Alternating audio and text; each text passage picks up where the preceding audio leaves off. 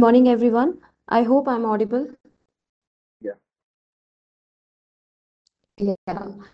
So today it's a very interesting topic, which is a role of drones in disaster management. So if we talk about the drones in disaster management, helicopter inspections are conventional approach for examining disaster affected area. A small number of crewmen are selected in addition to pilots to determine the extent of the impacted region and stranded passenger. Entire process and examination procedure takes a lot of time and money. So pilots and crew safety and health would also be at the high risk due to environmental factor. In that scenario, drone plays a very prominent role in the disaster management studies. Drone usage can assist in overcoming such obstacles.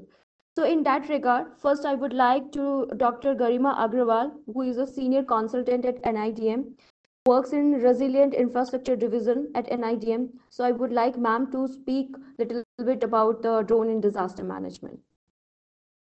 Okay. Good morning, everyone. I hope I am audible.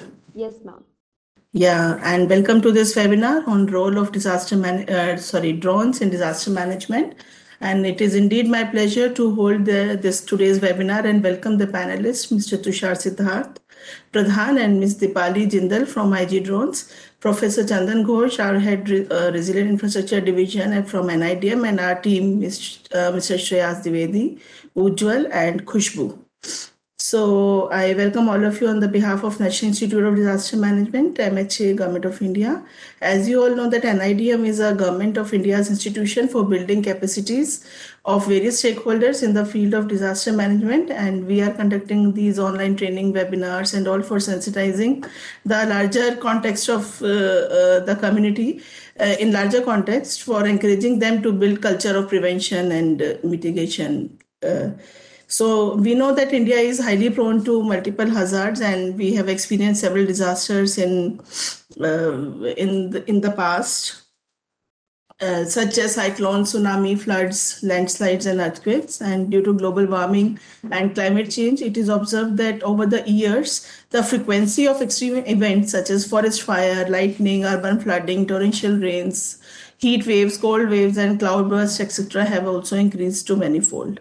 Also, human-induced hazards such as urban fires, building collapse, now the land subsidence, and industrial accidents, etc., have increased. The reasons are well known, that is growth of population, density, unplanned infrastructure, geological settings, and climate change. Despite the fact that we cannot prevent the natural disasters to happen, but we can apply science and technology, scientific knowledge for controlling and monitoring the disaster risk. This topic, role of drone in disaster management, is a relevant one in today's context when the modern technology has been widely used for solving supply chain problems by optimizing the processes, improving the lags, and delivering the new models, business models, you can say. And use of drones for disaster monitoring is an important area for risk reduction. It can help in mitigating the effects of hazards on environment and human population, and can be facilitated by use of unmanned aerial vehicle like drone equipped with camera sensors. Images collected by the sensors then can be processed locally or on board, or maybe through remote sensing and all, processing and all that, and can be converted into useful information for identification of the potential disaster sites, taking immediate life-saving actions by the government or by the citizens themselves or the community. So drone combined with the artificial intelligence can send alerts for early warning. For example, the rivers can be monitored for possible flooding, quick recovery is possible. Disaster communication is much faster when we use such technologies. Damage and loss assessment can be done, like for example, post-earthquake scenario or after a landslide scenario, the loss of infrastructure is huge, and then doing the damage assessment is extremely important and should be done on immediate basis. Evacuation can become faster. And there are a lot of other work which we can do by using, risk analysis, risk assessment, and it is a good monitoring tool overall. So it's very important to learn about that how the drone, which is an upcoming technology in India, which can be used further for mitigating the impacts of disasters, how to do risk assessment and all these. The global frameworks also like Sustainable Development Goals and Sendai Framework for Disaster Risk Reduction are very supportive for using this modern tech science technology in DRR. Our policy framework, national policy framework, and Prime Minister 10-point agenda and national DM plan also support the use of modern technology and drones for risk reduction, mitigation, prevention, and recovery. Last year, Union Budget had also introduced a component for promoting drone services through startups and skill development courses through ITIs and or for using drone technology in several areas like crop assessment or agriculture monitoring, digitization, even use of pesticides, insecticides and all, how to digitize the land records and also use of drone is quite increasing now, and so we have an enabling environment for use of drones, and disaster management is one area where we can use this technology, and we should explore that how we can do a better work in this area. So in today's webinar we shall be able to discuss all about how we can facilitate the use of drone in various phases of disaster management, different case studies we can discuss, and also success stories, because in India we may or may not have many success stories, but just before this before starting this webinar formally, we have seen one video on how Sendai city is using drone technology for evacuation, risk reduction, alert warnings and all. So there are international success stories. In Katrina also, USA used drone technology for recovery and response. So we may be able to discuss some of those case studies in India, and we should see that how we can improve the use of drones at the state level, how we can collaborate, what are the different mechanisms available. So with this backdrop, I once again welcome all of you, all the participants which are here, and they have spared their valuable time to actually attend this webinar, and I request them to be participatory in nature and also share their views on this topic, and they can also ask questions from the panelists who are available today.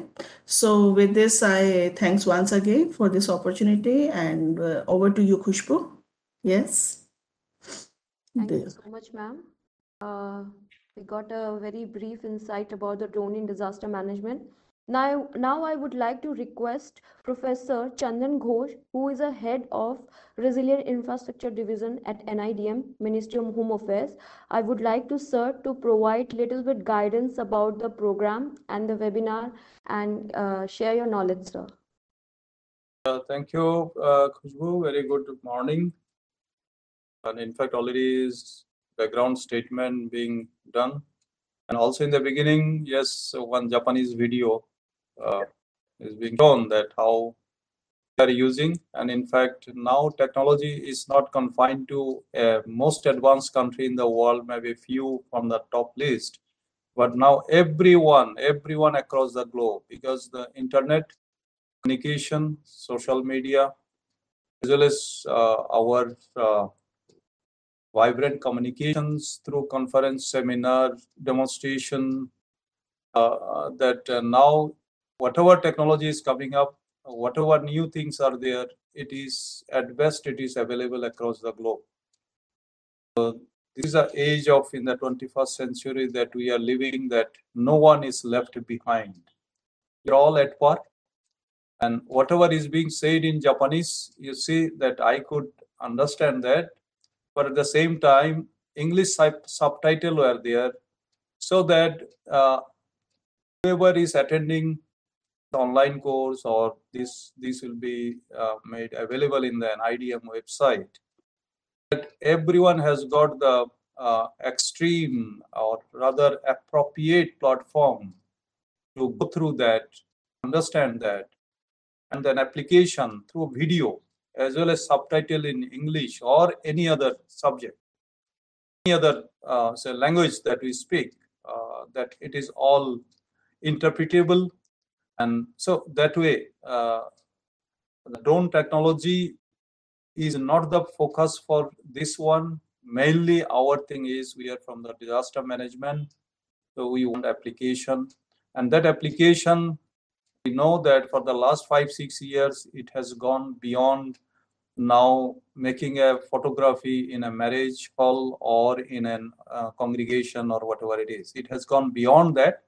And you all may know that our Director General for Civil Aviation, they have brought out a broad guideline, as well as they have modified the drone application, which are the sensitive area that should not be. Earlier, before 2021, this came out, this guideline that came out, it was not permissible. And we remember in 2018, we had used drone in our NDCC training program at that time, and it was a news at that time just to show the participants that how drone fly and how it was taking photographs above our head on an open space. So it was a nightmare, not nightmare, I would say.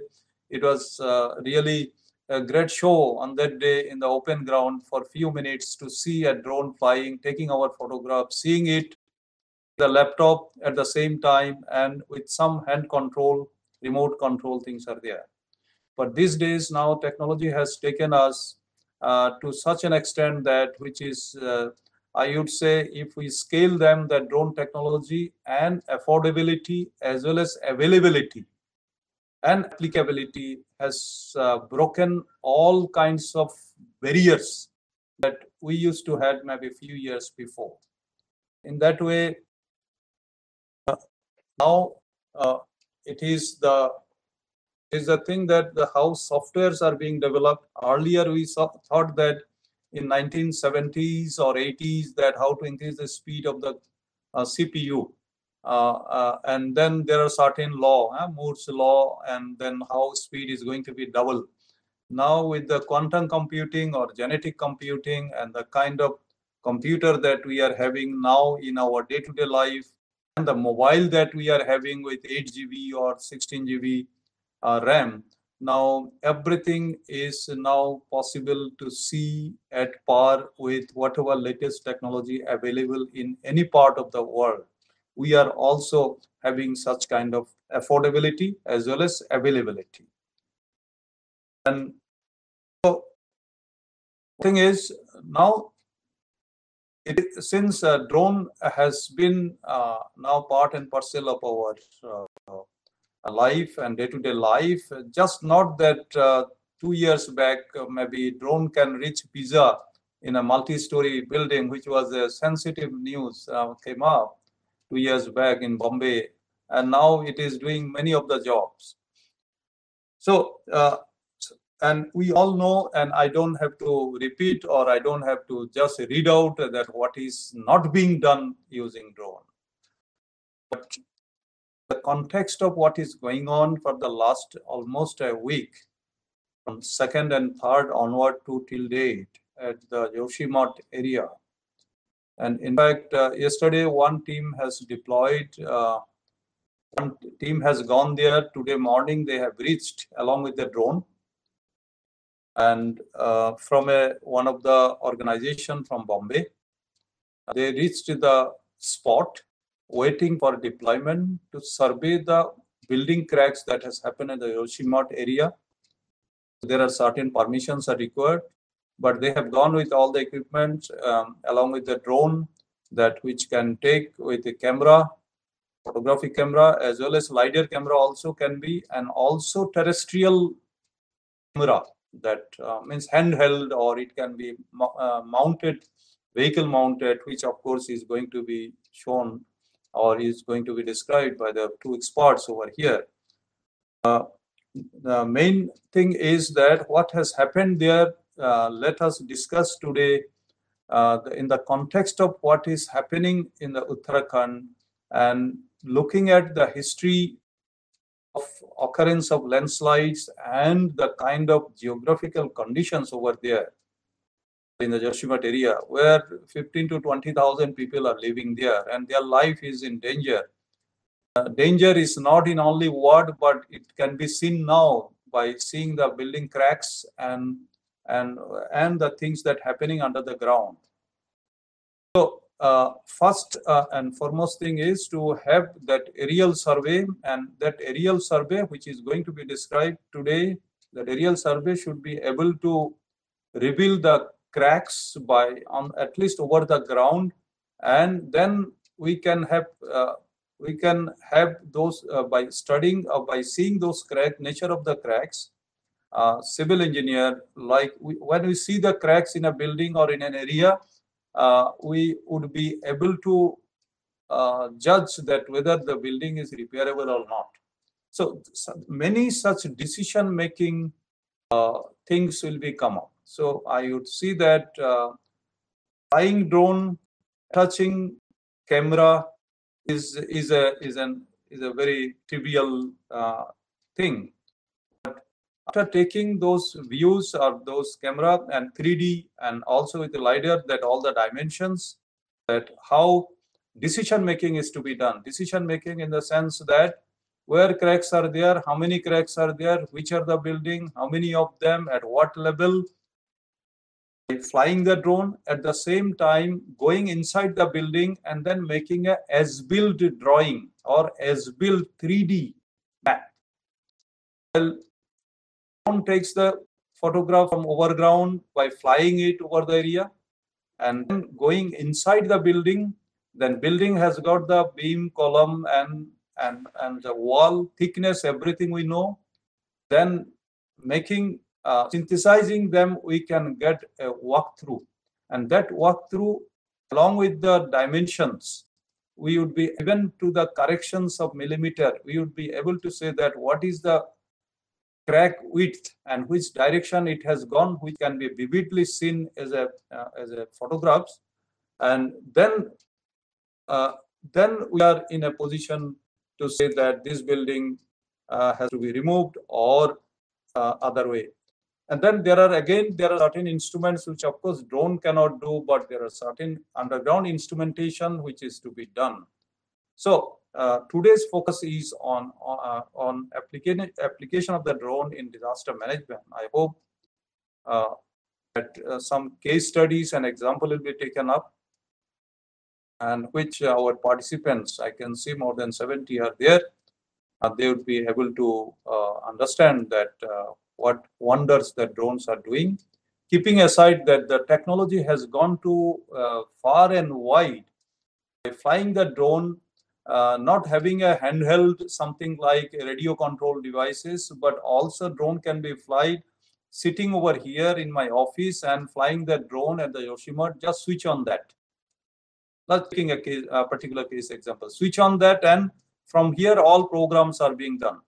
And drones, not only that it will be having a barrier-free passage, free, no bushes, no trees will be there, but drones are also customized and trained in such a way that they can fly just like a, they can go and creep and like in a bridge, like in a, say, Howrah bridge is there. Now we want to check that what the nuts and bolts are there, and to that extent, where rusting is there, and those can be vividly pictured, and which are the nut bolts are getting loosened, or where there is a possibility of that over the time that it may go out of order or out of synchronization.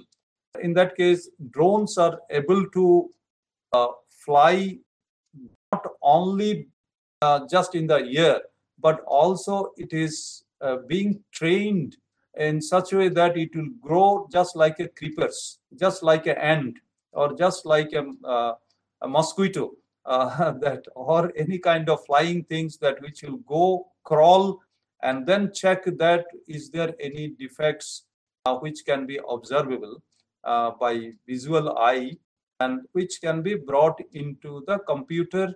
And then software, there are many softwares available now which makes use of this footages, and then help the like whether retrofitting has to be done, or what kind of estimates have to be done, or what kind of measures to be taken in order to correct them or in order to check them. So without much taking time, I would say that I hope today's discussion in this mode will take our participants as well as disaster management community to far and wide for the application. Thank you. Thank you so much, sir. Thank you so much, sir. It was as enriching as always. You mentioned the points with the example of case studies, which is very relevant in contemporary times. Now, I would like Mr.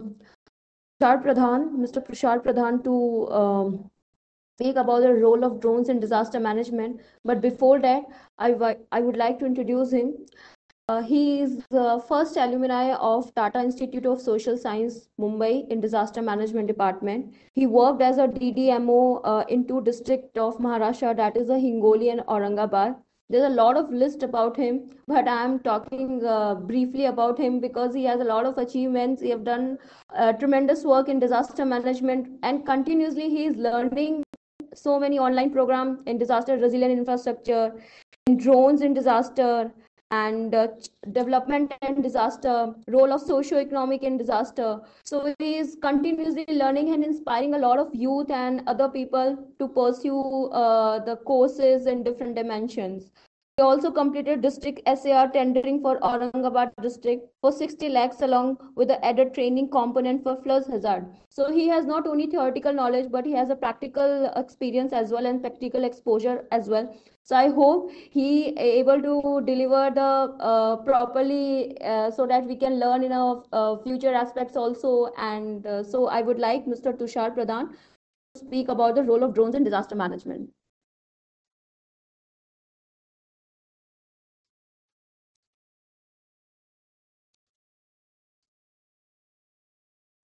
Hello. Am I audible? Good morning, all. Audible. Audible? Hello? Yeah, am I audible? Yes, sir, you are audible.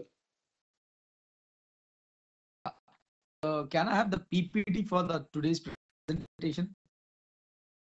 Oh, okay. So good morning, all. Actually, it's a great opportunity for me to interact with you and be a part of this training program. And most importantly, thanks for giving me this opportunity and considering me as a technical head and being my past experience of disaster management. I really thank that the presentation which I will be giving about drones. Basically, I will be focusing more on the application part of disaster management. Apart from that, how these drones can be utilized in different sectors, since we talk about disasters as a whole of society's approach to respond to. Every aspect, every field has its repercussions. So disaster is no field where it can't help. There are a lot of things which I will be explaining. I would say that the PPT can be on. I can just explain. So okay, so you want me to share your PPT, sir? Yeah, so that I can Okay. Because actually there are a lot of illustrations, as sir have pointed out. So Ujjwal, please share the presenter right to me again. I have passed it. Yeah, no, fine. Okay. Wait, sir, I'm just sharing your PPT. Yeah, surely. So basically, the presentation is all about how drones are and how it's being applied in different contexts of disaster, during the pre-disasters, during disaster, and post-disasters. I have multiple actually illustrations of how sir explained how drones can be utilized in different situations. Actually, we need to understand that what are the things we require from drones, what are the data which we focus on. And since I said that multiple fields are involved in disaster management, multiple experts need to be ingrained in to make out the information. As a decision maker, when I worked at the district disaster management office, there were different challenges. So we work with multiple stakeholders. There are multiple things that we need to understand firstly, then to come at a decision level. So, sir, I hope your PPT is visible to all. Yeah, I'm visible. Yeah. So for the next page. So let's start with it. So I will be discussing drones. What are drones? These are unmanned vehicles. Initially, were designed for military purposes. It dates back to in 1917, where British Army artillery used an radio frequency controlled aircraft just to try out for a surveillance purpose. Then he used a Queen Bee seaplane, which was launched from a ramp, which was witnessed by the Prime Minister Winston Churchill himself in 1918. The primary aim of these drones was to gather information about, opposite parties, enemies, and try to get critical information so that they are strategically used during the military operations. In 6th August 1946, the US B-7 Flying Fortress was fired on. This was the first non-pilot plane which was being flown from Hawaii, that is Hilo Naval Air Base, to the Morocco airfield in California. The basic purpose of this flying was to understand like how unmanned aircraft can be flown and then can be utilized during different combat operations. It was a 2,600-mile journey, which it set a record. Within 15 hours, it reaches to the destination without any pilot. So, de-risking humans and, carrying out all military operations. Came the SDI surveillance drones, which were used by the British artillery during the 1960s. The basic aim was to locate targets as well as different weaponized systems while traveling. Give this technical intelligence input to the army so that they are in a better position to respond. Then came the remotely piloted vehicles. That was in 1980s, that were basically used in Germany. Basically, these were drones that were like, operated with the joystick, where an operator used to operate, try to collect the information which is with onboard cameras, onboard photographs, and like that. Came the MHA drones, which were again part of the remotely piloted vehicles that were fitted with camera and also with the pre-planned lights. Just previous one. Yeah. Let me complete this. So after that, then came the reconnaissance drones that were pilotless, which were from artillery, used by the British artillery division, particularly used in Gulf Wars. Came the British watchkeepers that were basically used in Afghanistan. They were used for the ITR purpose, that is intelligence, surveillance, target acquisition, and recognitions. Today's drone, when we talk of today's drone, these are MQ-9 Reaper. We were operated in pod, as sir said, like, I want to sit over here and I want to see what's happening in, Uttarakhand. So these were the same drones which actually perform these functions. There's the MQ-9 Reaper. It is actually operated in a pod, which is totally unpiloted aircraft, but it gathers all the information. Its purpose is to surveillance. Also, its purpose is to provide recognitions, as well as they are also being fitted with missiles so that in combat mode they can be utilized. So it has the two systems in the pod, wherein the first is the operator who operates pilots the drone, and second is the sensor operator who actually sits on the right and sees, like, gathers the information which is required for intelligence purpose. How these developments happened? This development happened because of the instant growth of nanotechnology. It includes enhanced microprocessor, navigational technology fitted in, digital and remote high flight control systems with high definition. They were fitted with high definition cameras with wide angles and wide range, so that you are able to collect information with a proper way. Also, they are connected with broadband connections, with a dedicated system of connections, internet things, so that they are in a better position to communicate as well as have a control on it. Also, they were, fitted with the satellite data, so that not only that, they can be navigated out the globe, also fitted with missiles. Such kind of technical advancement actually drones comes up with.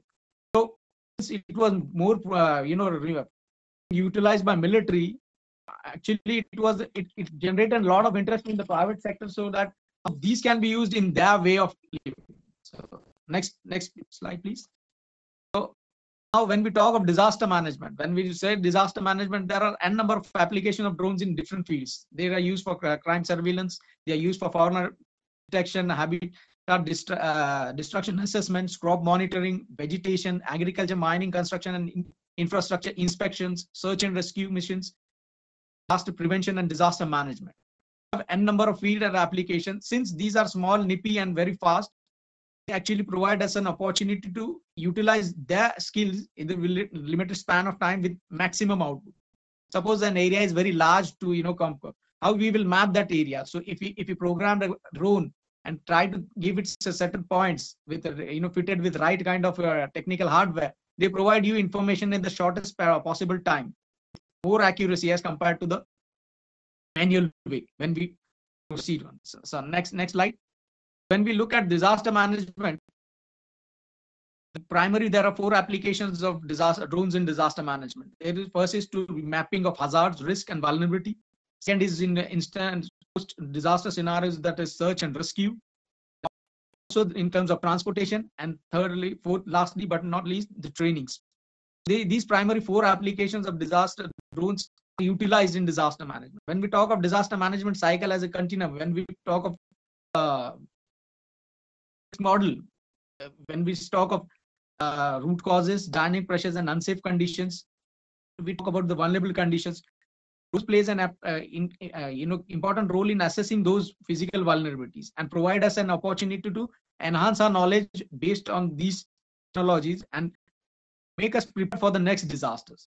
Also, pre-phase, they can be used for the preparedness purposes. Post-phase, they can be used for response and recovery. The efficiency and fairness depends upon the kind of technological advancements it has a single purpose use or multi-purpose use, and what are the sensors, what are the tech know-hows that can be added on to. They can carry small payloads in time of crisis, so that they actually nullifies the time of some medical equipment and that needs to be transported of some patients in the time of crisis. So they can be coming in a very handy way. They can also act as a communicator and also a communication tower during crisis. So there are a number of applications of drones in disasters. So next slide, please. Slide.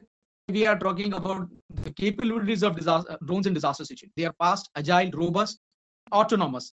Given an opportunity, can do the assessment in a very short span of time, provide you the data, can help the decision makers to take decisions in the longer term. Their reach can be reached to those levels where human can't, an inaccessible terrain. So it provides an upper edge in providing us the information in the shortest possible time. Provide a synoptic view of the affected places, aiding rescue operations, utilizing on the golden hours. Like when we say that there are disaster hazards happen, if you are able to get the correct information at the correct time, you are able to save somebody's life. And if these are the technical gadgets that can actually play a beautiful role in providing utilizing of these golden hours, shortest possible time, giving you the correct information and you responding to on that information. This is what actually drone technology actually helps in achieving the goals. Drones are considered as one of the most 8 emerging technologies that can be used in disaster management. As we say that the different phases, there are a number of applications between the during, post, pre, during, and post disaster situation. During the disaster, I would say that there is a technique, terrorist attack. A drone can be flown to monitor such kind of, take an eye on the terrorists. There I have a real-time application of drone. For that, need to be more technical advancement. As we are era of more technological advancement, wherein we're using artificial intelligence, augmented reality, digital twins, as apart from that, machine learning. So we are actually training a lot of things right now, and there are unprecedented changes which are happening. So once these drones are being fitted with such kind of technology, they are actually in a more robust way. They can solve many of our most challenging problems. So slide, please. Apart from that, the drone capabilities includes the collection of data which is faster, utilizes in a rapid sense, gives us an upper edge in decision making and responding. Also, they can act in communication hubs. When a disaster strikes, an earthquake happens, there are destruction of communication lines, loss, destruction of infrastructure, critical infrastructure. So they can act as a communication hub, since there are towers being destroyed, they can as a flying tower for communication channels for a temporary purpose or temporary way. So they have an n number of applications, provided these innovations are being thought of and we worked upon. Because there are ways in which technology can be used, but it's a two-way sword. Way you use it, it can go the wrong way. In correct hands, they can be utilized in a better way, but in wrong hand, they can be tool of destruction. So we also need to consider pros and cons of using such technologies. Also, they can use the small delivery equipments for small supplies, as I discussed during the crisis or a short distance. They can be used in firefighting. This example actually I have with So that will fairly illustrate how actually drones are used in firefighting and how they can cut short our response time during such kind of situation. And they can also, transport small payloads long distances. These are the actually benefits of using drones. Next slide, please. So when we look at the overall picture of drones and its applications, primarily reduce time required to locate victims, and also they provides us an opportunity to respond to disasters. The capability of the search and rescue teams in post-disaster reliefs. Also using different sensors, they can detect people and victims and also locate them so that they are able to be responded during the crisis time. So there are two different approaches while using drones in disaster management, where application part is most critical, but we need to understand that we need to have the capabilities to use this.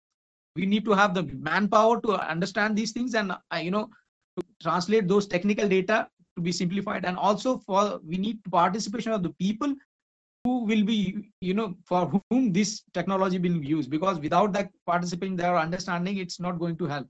It's important that chain of action and the chain of command should be such that it should be in a purposeful way. So next slide, please. So when we talk of mapping, so as I discussed, there are 4 ways of using drones in disasters. So for the mapping, hazard mapping for disaster management, the search and rescue, the transportation, and the cleaning part. So first we consider the mapping or disaster management. There were few cross studies which says that drones were actually used in certain disasters, like in 2005 Pakistan earthquake. They were used by research, and unfairly he come to a conclusion that they were most cost effective, faster, and suitable for extreme weather conditions. Without risking human life, they provided us information so that on that basis we can take decisions and respond to a situation in a more correct way. There are drones which are more efficient in first responders. They also find out that they provide a very quality images in the less time than the satellite images as the time, because as satellite images we work for, it actually depends upon the swath and whether it was covering or not, means it's covering that area or not. But if in a small location, when you talk of local hazard, actually drones plays an important role in utilizing it. Flying a drone and gathering the information is far more better as compared to tracing the satellite images and then driving it. So it has a time delay. So drone actually cut short these times. It also allows the revisiting of a site. You not just only run a drone to a particular location, also revisit it after a month or year, so that you can able to assess pre and post disaster scenarios and what are the changes which happened and what can be done in terms of disaster rehabilitation as well as reconstruction. Drone images are also used to create 3D models of disasters using the Unity software. This is the highly advanced version which Sir talked about. There are softwares which are being developed, and actually most of the private sector is coming up with these technologies. So there are a lot of the initiatives coming up in a more isolated way. For that, we need to understand that government, the private sector, as well as the academia come to a point wherein they provide an platform wherein such kind of technology being not only being innovated and developed, but also shared among different set of stakeholders, so that provides an opportunity to harness those skills during this crisis time. But drone also provides digital elevation model provides optimum model of planning. It actually from that we can create a evacuation planning. We can maps can be created, and in the shortest possible time they can be responded used by emergency services. Part of district administration, I face a lot of challenges while coordinating with different departments. If you are able to coordinate well with different departments, understand their working and their role, I think drones applications is not just restricted to one particular department, but it is understood well, they can serve many departments at the one go, provided we have the understanding and collaboration among different departments in a unique way. Next slide. Just we are having this assessment of having the positive aspects. We also need to consider the limitations of drones. The limited capability as actually till now, the basic understanding of we using a drone was around using it in a marriage function and for photographs. But there are different applications as well, but we haven't explored it. Like the case of 2017 hurricane in Texas and Florida actually indicated that if we are not, like as I told, the coordination, cooperation and collaboration among different stakeholders is not clear, the assessing, compiling and sharing of drone data across the different sectors and agencies is very difficult to get the clarity, and data is not being utilized because of lack of coordination, cooperation among different. So that is also one aspect. Then second aspect is the approvals of drones. Since government has had restriction laws, every country has its own set of rules and regulations. You need to be within conformity of these rules, regulations, and following this. Using those, and not just that, we are not intruding anybody's individual privacy or people's rights or intruding in somebody's arena. We need to also understand that there are also technical issues and legal issues that comes up with this.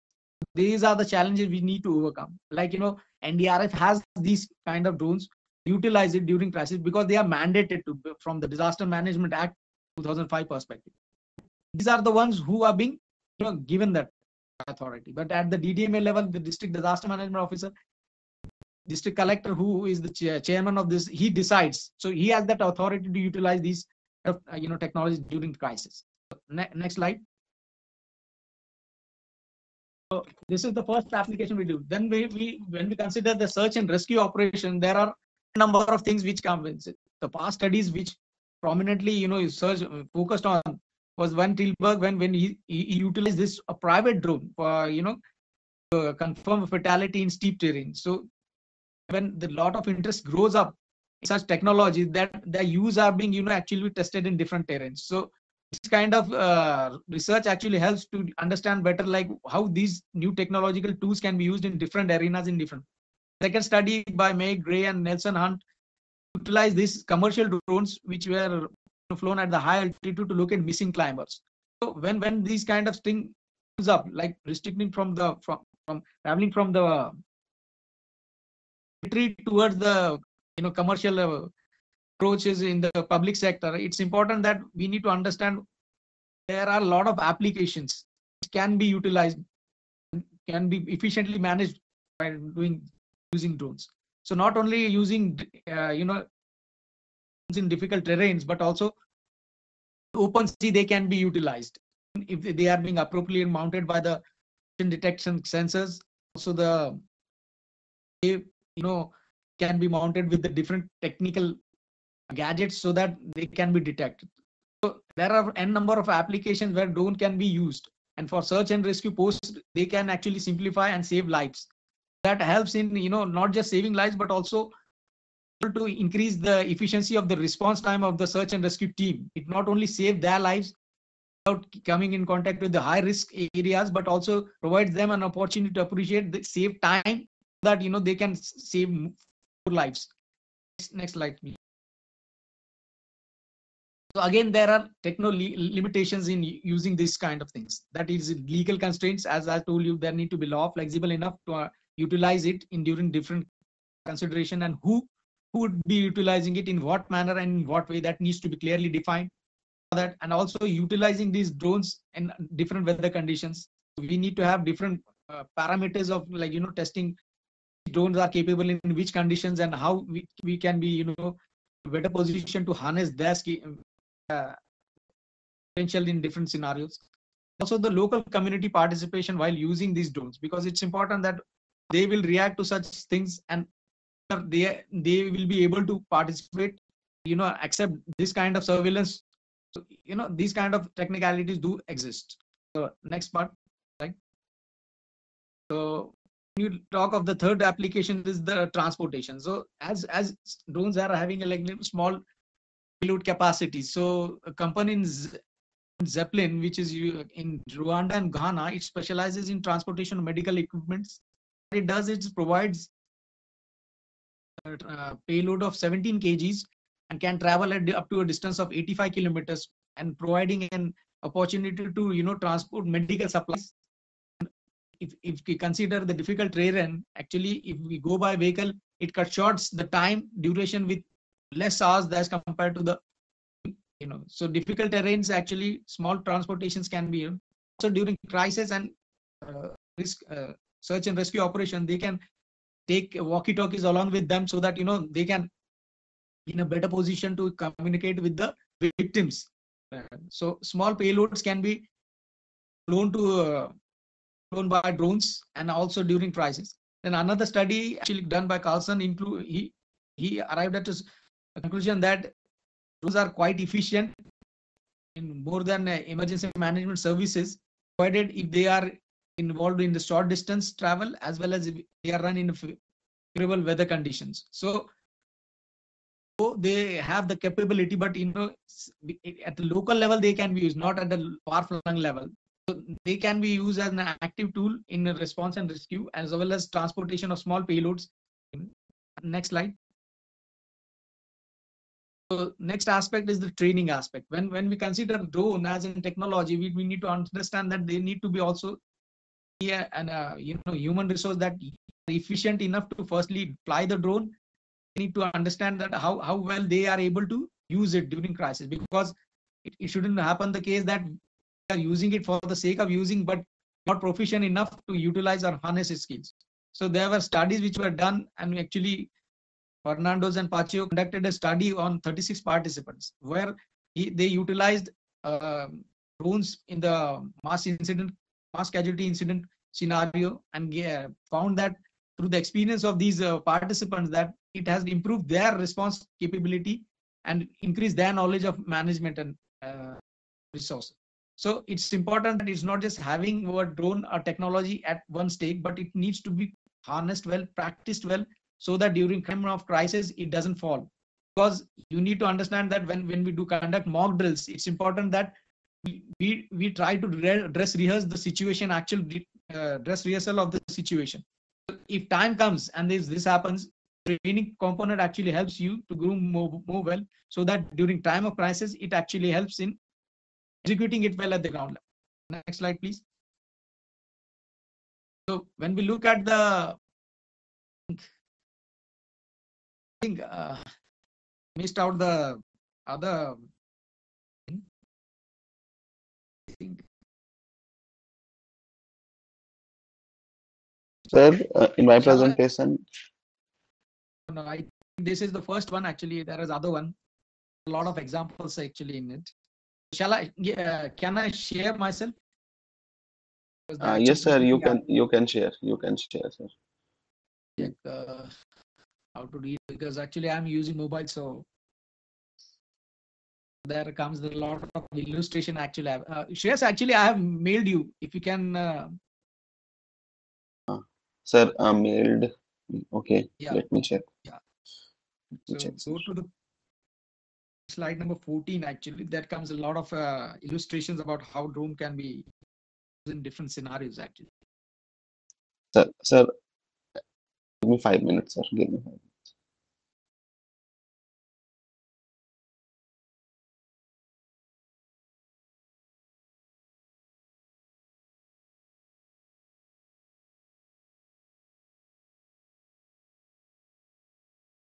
Okay, fine. Yeah. Yes, sir. I'm downloading the presentation, sir.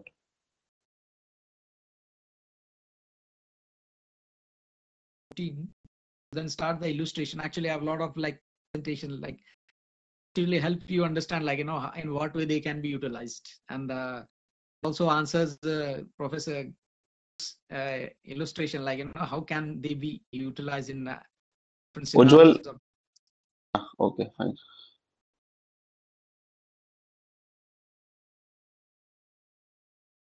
Slide number 14.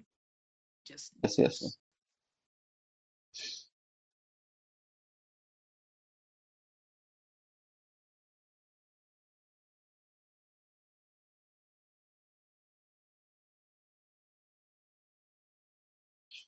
Yes, fine. Now I can share it.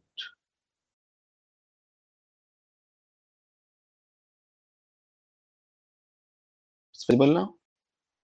Yes, yeah. Just to make. Yes. So here comes the application part of drones. As you can see with this slide, it's a fire drone show which being used recreational purpose. But as a disaster management, I foresee this as a great opportunity to, reach out to those during crisis. Like, if an earthquake happens and there is a night time, so what you will do, how you will communicate the messages. The communication lines are being down, the routes are being, so these kind of drones can, communicate warnings there, and this can be utilized. So this is one way of harnessing the potential of drones, and not just using that, but also using it in a correct way. For that, you need to also have training. That's what I said. Like, the focus should be on training, because unless we practice it, we are not going to use it during crisis. So for that, a mock drill also must include these kind of aspects, so that think of the worst, prepare for the worst, and in the worst case scenario, what possibilities exist with us, we should consider. So the next slide. This is one example. Second is the Tado drone, which is of indoor robotics developed by this actually example is for GOSAR. Like, this actually is an private security company operations drone, which is being, with a camera and everything. So what it does is that it uses artificial intelligence, augmented reality, and digital twin technology. And actually, what it does is do surveillance works. What it does is intrusion detection, leak detection with the thermal camera, so that it also detects the fire safety. Also, have a watch on the employees. They also have a watch on different equipments. So these are the technologies which are being used, and also being fitted with the different, technologies inbuilt in it. Actually, it actually will revolutionize. It actually will remove people actually from work, because they are being employed at large scale, like, the critical vital installations. Your job of like surveillance will be reduced. The cost will be reducing with maximum efficiency. Fitted with these drones are like, if this is being fitted with a camera, and also it is being operated within control room, it actually will predict what actions that needs to be taken by the level staffs. So these are the actually technologies using robotics. It is actually revolutionizing things. And when we say that these things are happening, these are being implemented and are being used. So we shouldn't be falling behind in this. So disaster management actually can harness potentials by, the DDMAs at the district levels. We have that district disaster management authorities.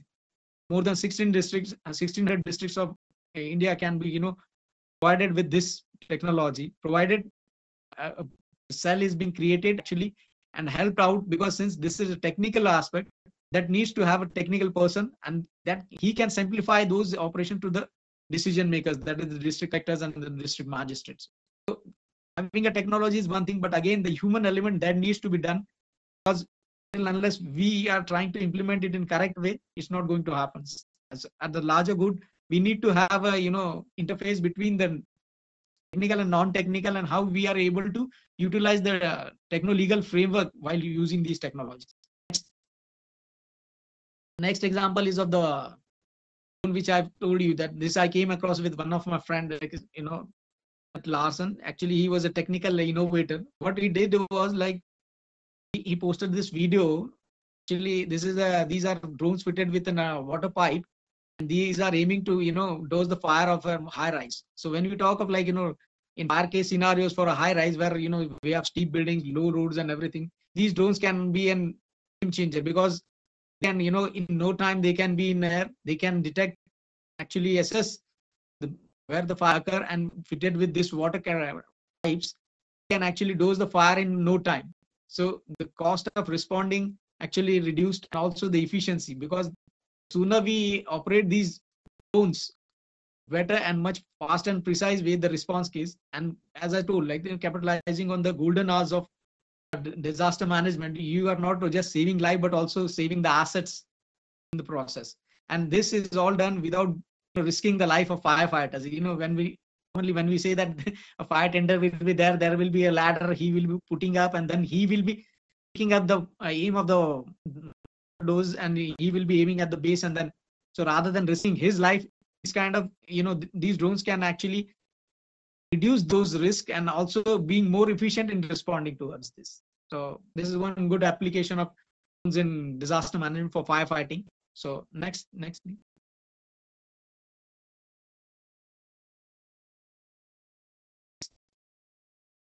This is one way. Then now when we talk of CBR and emergencies, as we witness, we know that the Great Japan triple disasters where the earthquake happened, then tsunami, and the subsequent nuclear meltdown of Daiichi in Japan. So during CBR and emergencies, which are actually as a radioactive elements being there, which is high risk in human contact. So these actually can be employed. Not just that, they provide an way of observing what has happened, in what way. It provides an opportunity for a decision makers to take a decision. So here, after the 1 week of this disasters, this TEPCO company under which the IT plant came in, they employed a team of US owners who actually came in with such drone for assessment. What actually happened in the Daiichi plant, nobody knows, and since it was very risk zone due to radioactive elements, it was actually being tested. So then they came up with this drone, actually, the Honey Tea Hawk. It was just an 18-pound drone, which was fitted with avionics and communication and high-resolution camera, which fly over the Daiichi plant and actually took a lot of pictures and provided ample data for decision makers to what course of actions that can be taken in use. So post scenarios in CBR and emergencies, I think drone can be a more effective weapon. They are more powered. They can be powered by batteries, the gasoline engine as well as batteries. So they come with a handy way to fly this drone. This team which we came, it took 11 months for them to master or to manage the flow of this drone. So again, you need to invest a lot of amount of time in mastering these skills and also trying to get this. It just flown for 40 minutes for a duration, 40 minutes, and it provided the key information to the decision makers. Again, there were conditions like it could be flown only speed below 23 miles per hour. If it has been more, it would have been flown on, or it get destroyed, or even. So this is the way. Actually, when we say that technology is there, but it also we need to consider its challenges, key challenges, wherein they will be utilized and in what manner and in how way data can be utilized by the different set of stakeholders. Next slide, please. So this is one example of this. Then this is a story of an latest just happened of a 17-year Ukrainian guy who is known as Igor Kilmon. What he invented is that he invented a drone fitted with an mines, and it can detect mines. He had won $1 lakh prize for just his innovation. What he did was that his Quadrocom, he provided him with a map, a coordinated map along with the heat sensing, so that it can detect satellite, and it also provided satellite image of that mine detected. So the innovation was such that it was chosen from more than 7,000 participants. It actually aids in the sapphires, that is those people who detect mines. It cut short their working hours through his drones. So this is kind of innovation that needs to be propagated and utilized in society, since throughout the globe there are more than 100 million mines in 60 countries. So you can understand the challenges, and the innovation which he did actually saves lives. As it's being said, like more than 5,000, for every 5,000 mines that are being diffused, there is one casualty, one person dies and 2 persons gets injured. It can minimize this loss, and world over it kills 7,000 people per year. Those who into such kind of things. So such kind of innovation need to be given propagation, and not just that, but it also need to understand that harnessing these skills and providing and appreciating and encouraging such talent at the local academic level, that needs to also be issue should be focused on. And also replicating, it's not just keeping it to themselves. They should be passing on these to the different levels. So we need to also adapt to such kind of things to gain knowledge and utilize it in our case and harness its capabilities. Next slide, please. So when we look at the Indian scenarios, during pandemic time, the company called IdeaForge, which builds its own UAVs, actually came in partnership with the BMC in Mumbai. With them, developed drones, provided an opportunity for them to monitor an entire area. Like for example, the Ravi spot, which is having more people per square feet. So they actually, what they did was they provide an opportunity to fly a drone for 40 minutes, and it which covered an area of 4 kilometers. It provided not just the information data, but also live stream the entire monitoring process to the BMC control room for the turn off and then the lockdown. So such kind of pandemic surveillance and monitoring actually help different scenarios. So this application in n number of fields. How we are going to use it, it depends upon the way we define it, in the way we want it. Because provide an audio visual data, as well as they can also provide us with a map. So what disaster management field is the can use it. It can harness these potentials in preparedness and disaster planning, as every district has a district disaster management plan, which is more static one. But if we have a more dynamic plan where we can aid the decision makers within a map, an online map, where he can able to see the real time with the application of drones, if you are able to give it the decision maker an opportunity to what actually is going on, so things can be more channelized faster, more efficiently, and betterly managed. So when we say that drones actually are defining new laws of change, but they are also coming up with its own challenges. Like I said, battery backup, flying capabilities, the way they provide the technical data, how that technical data being simplified and presented to the decision makers, and how they are utilizing it. So all these things need to be simplified, and it needs to be a multi-sectoral and multi-field approach. So next slide, please. So when we talk of like disaster management, the rules and regulations under which we need to work on that needs also need to be understood. Since last February, we came up with a policy like like in government of India took a policy decision that there will be no drones being bought from outside, only for military purpose that being allowed, but for commercial and for common public. Why? Because need to be regular, need to be some regulations that needs to be understood well, and there needs to be a correct use of such kind of technology. That's why these limitations came in, but they are coming up with a roadmap of how drone technology can be developed in a broader way. Government of India also, having a plan wherein they are coming up with we have airports, we have the drone ports, a dedicated corridor for freight transport drones. Also coming up with the utilization of drones in different fields, and the earmarking and regulations and different set of permissions will be granted for different set of stakeholders for using drones for different purposes. So there need to be a legal framework under which that needs to be executed well. Fly drone in India for nano drone, it is of no compulsion, but as its range is less and small, but there are restrictions. If it is drone size is more than this, then it has to be firstly registered at the digital sky platform, which is provided by the government, which issues a unique identification number for that drone. It provides also the permits commercial drone operations, except for the nano category, as I told, like it's a small range it can, but while running and flowing, there are some certain limitations which we need to know. Like drone cannot be flown above 400 feet vertically. Drones cannot be flown in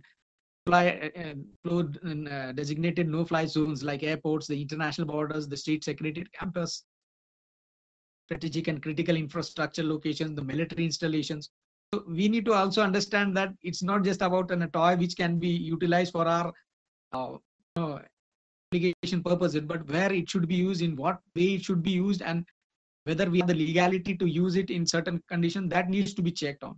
Still, permissions can be granted by applying to on this website. Like then this digital sky platform provides an ample opportunity to you to apply for it, submit first the flight plan, and obtain an permission, a unique air defense clearance information center number, so that you are able to utilize. But since last 2 years, as sir has pointed out, previously we ran this, had a good presentation, but then there was a news regulations. Why this came? Because from the security and safety purpose, as well as the misuse possible misuse of this can be avoided. To have a perfect regulations, we also need to adhere the rules and laws amendments that are required, that are applicable in scenarios. So next slide, please. So we need to also be in conformity with such laws and regulations. So regulation which comes in, which actually quantifies these drones under different categories. So it is first is the nano category, for which you don't require permission, which is of like 250 grams or less than 0.55 pounds. Then comes the micro, which is range from 255 grams to 2 kgs, that is 4.4 pounds. We are small endurance, basically for the small purposes, but in small, that is from 2 kg to 25 kg, medium from 25 to 150 kg, large, that is more than 150 kgs. These are the categories under which the different drones are. So in India, we have actually 6 organizations which are being licensed, given by the government, provide and training on these drones. So there are 5 days, 3 days trainings provided. For that, you can get a certified drone operator pilot for this. You can apply it. Basically, Telangana state has its own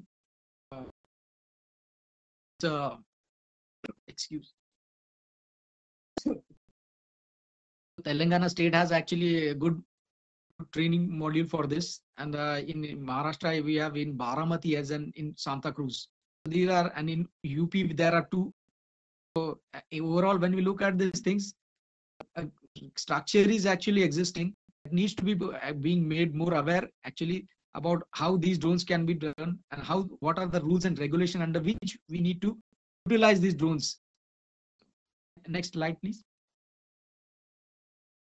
When we look at these drones, they also comes up with the government of India came up with a robust policy of having mandatory requirements, not just having a temporary things, but those who have bought previously were brought in with conformity of UIDs and everything for those unique ones. But for whatever drones will be applied or being utilized, there will be a set of the government of India set up a minimum standards so that they are in conformity with the requirements of what it can be used for. So it mandated for the GPS systems, the return to home flight, the anti-collision and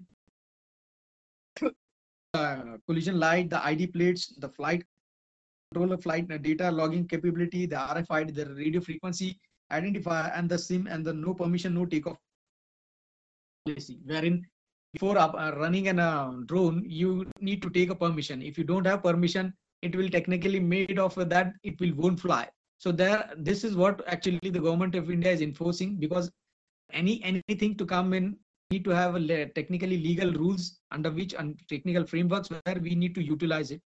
So overall, this part is of how drones can be used in disaster management, how we need to understand that there is a technical legal framework wherein we are actually utilizing it to the max, and the unprecedented changes brought about due to artificial intelligence, augmented reality, digital twins, and machine learning. It actually enhanced the level of drones in disaster management. But when I say, when a disaster management is always about risk and in a different aspect, but we also need to understand that the technical data which is being gathered by these drones, that needs to be actually simplified. That is presented to the decision makers, and how well he utilized the data during possible crisis, as well as able to make decisions in the preparedness and response and relief. That actually decides how many lives can be saved by this technology. So I think there are more endless possibilities. Again, it depends who use it, in what way, in what manner, so that it has having a long-lasting impact. That I conclude. Thank you. Thank you so much. Yeah, Khushbu. Yeah. Tushar sir, it was very enriching content, and we never knew that drone plays such a tremendous role in the disaster management studies. I hope a new generation who are techno savvy, they can learn a lot from this presentation, who are the professional in disaster management. And truly, I must say your practical experience provide us an exposure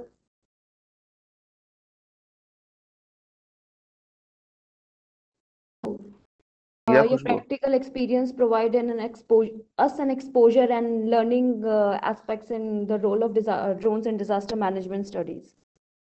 Now we have another speaker. I would like Dipali Jindal to provide her insights on role of disaster management. In disaster management, she is currently Assistant General Manager at IG Drones, and I would like to provide a brief introduction about her. She is pursuing PhD from IIT Delhi. She has a 9 years experience in geotechnological engineering and disaster mitigation. She was a former junior consultant at NIDM. Her interest areas in exploring new survey technology for post-disaster studies, which is aimed at developing clear understanding of failure of geotechnical structure, landslide, and environmental impact induced by earthquake and rainfalls. So, ma'am, please provide your ideas about the role of drones in disaster management studies. Thank you so much for the introduction, and I'm very thankful to NIDM for providing me this opportunity to present how drones can change the disaster information into the knowledge. So without wasting any time, so I would like to start my presentation. The title of my presentation is how we can utilize the drone data to turn any disaster into knowledge. So in the presentation, I will be discussing the few case studies on which I have worked upon and on which my company has worked to create a database for the damage assessment using the drone data in the different fields of the disaster. So moving ahead.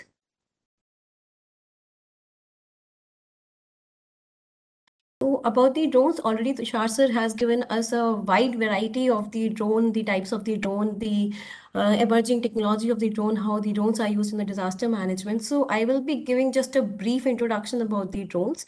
The drones, as said by the sir, also these are the unmanned aerial vehicles. So we have different applications of the drone. As we can see in the case of the disaster management, the first and foremost important thing whenever a disaster happens is search and rescue of the human life. The people we need to provide the rescue operations. So there's an important implications of the drone in this field. So in the disaster related studies, if we talk about the role of the drones, so we can use in PDNA, DDNA, and I will discuss what is the meaning of the PDNA, DDNA in case of the disaster management in the upcoming slide. For the surveillance part, we can utilize the drone for the monitoring of the traffic, weather monitoring, for the firefighting, as we have already seen in the few images of the last session, for the personal use, the wedding photography, or any other purposes. The drone-based photography can also be used to capture the wide range of the areas which are non-accessible to the human, and in case of the agricultural field also we can utilize the drones, and for the delivery services too. So when we talk about the drone, so this is one of the image of the drone on the left side of your screen. That is the quadcopter drone. So it's basically having the 4 wings. So whenever we use a drone, we provide some payloads. Payloads is nothing, is the camera which we are providing or adding on the drone itself. So there are different types of the payloads which are available. So there are 3 types of the payloads which I will be discussing today: the RGB, the multispectral, and thermal ones. So what is the role of these payloads in the field of the disaster management? How we are utilizing these thermal cameras or the multispectral sensors? So let's begin one by one. The first one is the RGB. The RGB stands for the red, green, blue. So basically this is one of the camera which is being mounted on the drone itself. And if I talk about the landslides, so the optical images which are being clicked by the RGB camera, these are having the higher spatial resolution and the more textual information. So with the help of this RGB camera, we are able to capture the images, and these images help us to produce the 3D terrain generation, the exterior orientation parameters, and also we are capable enough to measure the lat long, relative height, roll angle, pitch angle, each and everything which is important to measure or do the further analysis in case of the landslides. Now, if I talk about the thermal camera, so thermal sensors are basically the sensors which are which enable the drone operator to see the invisible temperature data. For example, in the nuclear power plants or in the nuclear plants. So if we need to, or in the, I guess, if I take the example of the solar panels also, if we need to do the inspection of the solar panels, so we can mount a thermal camera, thermal sensor on the drone itself to obtain the temperature variations and to detect where there's a need to provide some of the mitigation measures in case of the panel mitigation thing, or if there's a need to do some sort of the technological work which can enhance the life of the solar panels. And third payload stands for the multispectral. So multispectral is comprising of the different bands. As we can see in this image, this is the multispectral. This is the multispectral, the image I have taken from the Mica Sense. So this is having basically the 5 bands, 1, 2, 3, 4, 5. The spectral bands are there. So it is able to capture the image in the different bands. So this multispectral band helps to identify the newly occurred landslides by lodging the vegetation cover, the exposed bedrock or the bare soil.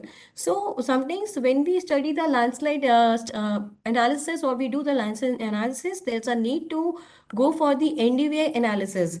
So that stands for the normalized difference vegetation index, to compare the old landslides or the new landslide. So with the help of the multispectral, we can choose which top-down landslide is there. Apart from this, I will tell you something, the role of the multispectral which we are using in case of the studies of the landslides. So there are the different parameters of the indices which can be captured from the multispectral camera. So you can imagine we are utilizing a drone and we are mounting a camera with a sensor called multispectral with the different bands, and we are capturing the images. So these images are being processed and analyzed further to obtain the different parameters which are helping us to get the indices or the different parameters which are helping us to identify the landslides or the liquefactions in a particular area also. For example, these multispectral help us in the identification of the soil adjusted vegetation index. So it basically corrects NDVI, so we can check the vegetation changes also with the help of this index. Another is the standard precipitation index, because precipitation is one of the important parameter which is important in the triggering of the landslide. So this index can be detected, can be extracted from the multispectral image itself. Another one is the photochemical reflectance index. So this is the water stress index for assessing the plant water status. And next one is the normalized difference moisture index, NDMI. So this is used to determine the vegetation water content. So it is calculated on the basis of the NIR SWIR values. So basically what I'm trying to explain in this, with the help of the images, we can capture different indices which will help us in later to calculate the different indicators or the parameters which are helpful in not only mapping the landslides regions, also the mapping of the drought affected areas or the urbanizing settlements also. So what are the key benefits of the drone-based need assessment? So key benefits of the drone-based need assessment, as I said earlier, we generally in our company, we deal with the terminology called as DDNA, during disaster need assessment, using the drone technology. So during disaster need assessment, there is a need for the exhaustive micro drone surveillance to identify the vulnerable zones which are susceptible to damage, to provide the data that will help to develop the mitigation and informed decision-making plans. Also for the emergency monitoring and the response using the drones. So search and rescue, which is the most important mission during the disaster. So drones can help us in doing so. And also the disaster emergency analysis. The real-time streaming of the data can also be done with the help of the drone technology to increase the situational awareness of a particular site. Next term is the PDNA. PDNA stands for the post-disaster or the pre-disaster. We can also utilize this term for the pre-disaster. So using the drone technology. So pre-disaster also requires exhaustive micro drone surveillance and mapping. So when if I talk about the post-disaster, so in the post-disaster, we use the drone technology to identify the zones which are vulnerable and susceptible to the breach and erosion, the flooding, waterlogging, and also we help to provide the informed decision makers the preparedness and the different plans which can be helpful to further mitigate, to further plan up the mitigation measures. So drones help us to collect the image-based data, and this data is being used to determine the extent of the damage and the loss. So at a micro scale, we can collect the damage affected areas and the vulnerable zone. So in the few upcoming slides, I will showcase how we are able to do the micro detailing of the damage assessment of a particular section in an affected area, disaster affected area. So before this, I will just brief the methodology which we are utilizing at IG drones. So whenever a disaster is occurring, the occurrence of a disaster or during or post scenario, what happens if we are utilizing the drones, we are able to capture the images of the affected area. We are also able to record the particular site so that further this data can be either utilized directly, the live streaming of the data can be used for the search and rescue operations, and this data can further also be utilized to understand the transformation or the cascading disasters in a particular area.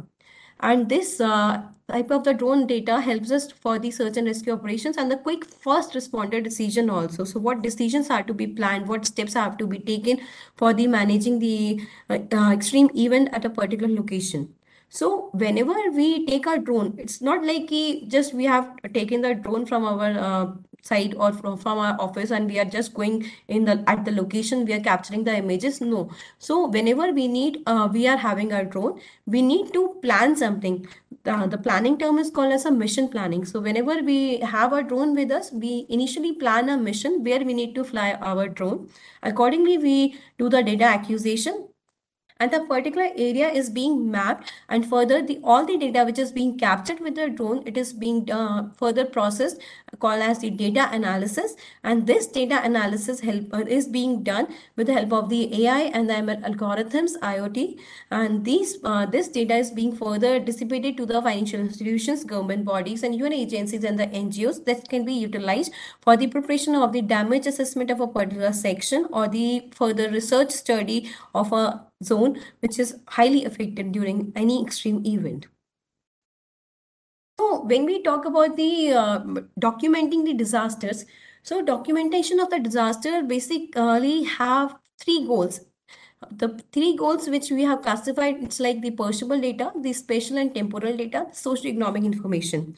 So if we have these information with us, so these information, what happens actually, these are providing the opportunities to turn the disaster into knowledge. So how this disaster is turning into the knowledge by surveying the damage aspects of the particular event, by documenting the key sites that can be prepared to develop the well-documented case histories to identify the opportunities for the further research. So I guess everyone is very well aware of this picture these days. So this is one of the collapsed temple after sinking of the land at the Joshimath in the Chamoli district of Uttarakhand. So as I mentioned, why there is a need of documenting the disaster.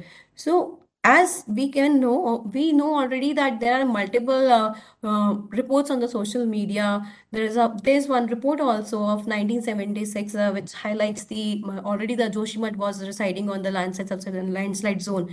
So earlier we documented this data in context of the Joshimath. And again, what we are doing, the multiple agencies, the disaster management authorities, the various research institutes, they are going to the particular site at the Joshimath and they are mapping the different cracks. They are checking out the rock strata. They are checking out the soil bearing, or they are collecting the samples to check the soil strength also. So all these things are happening to check what could be the reason behind the sinking of the land of the Joshimath. So all these are the part of the documentation of a particular area or a particular site. In this case, the documentation of the Joshimath. So what we did at in Google, we tried to just have a look how exactly the Joshimath habitat proximity looks like. So in the news, we have come upon that two of the hotels, that Hotel Malari Inn and the Hotel Mount View, is about to be demolished. But the people there, they have protested to get some sort of the compensation and that. So we were just trying to look at the particular section of this Joshimath, that all over the place we have so much inhabitant proximities are there, habitants are residing there, and as you can see here on the right hand side, if you can see my cursor, so blue line is there and there's a purple line. So basically these are the lines which are highlighting the Dhauli Ganga and the Alaknanda. So I hope if we remember, there was one of the disaster in Chamoli on February 7, 2021. So because of this Dhauli Ganga, this was completely flooded, and the Tapovan barrage also, which was here at the down on this side. So this was partially damaged also. So we were just checking out and we were just trying to locate the section of the areas which are coming under the segment of the this particular river bank also. And this data which we have done on the Google Earth, now we are trying to pull up the data. We are trying to get the drone imagery of this particular section also to do the analysis part of this, so that we can further utilize this data for the kinematic analysis of for the slope stability purposes.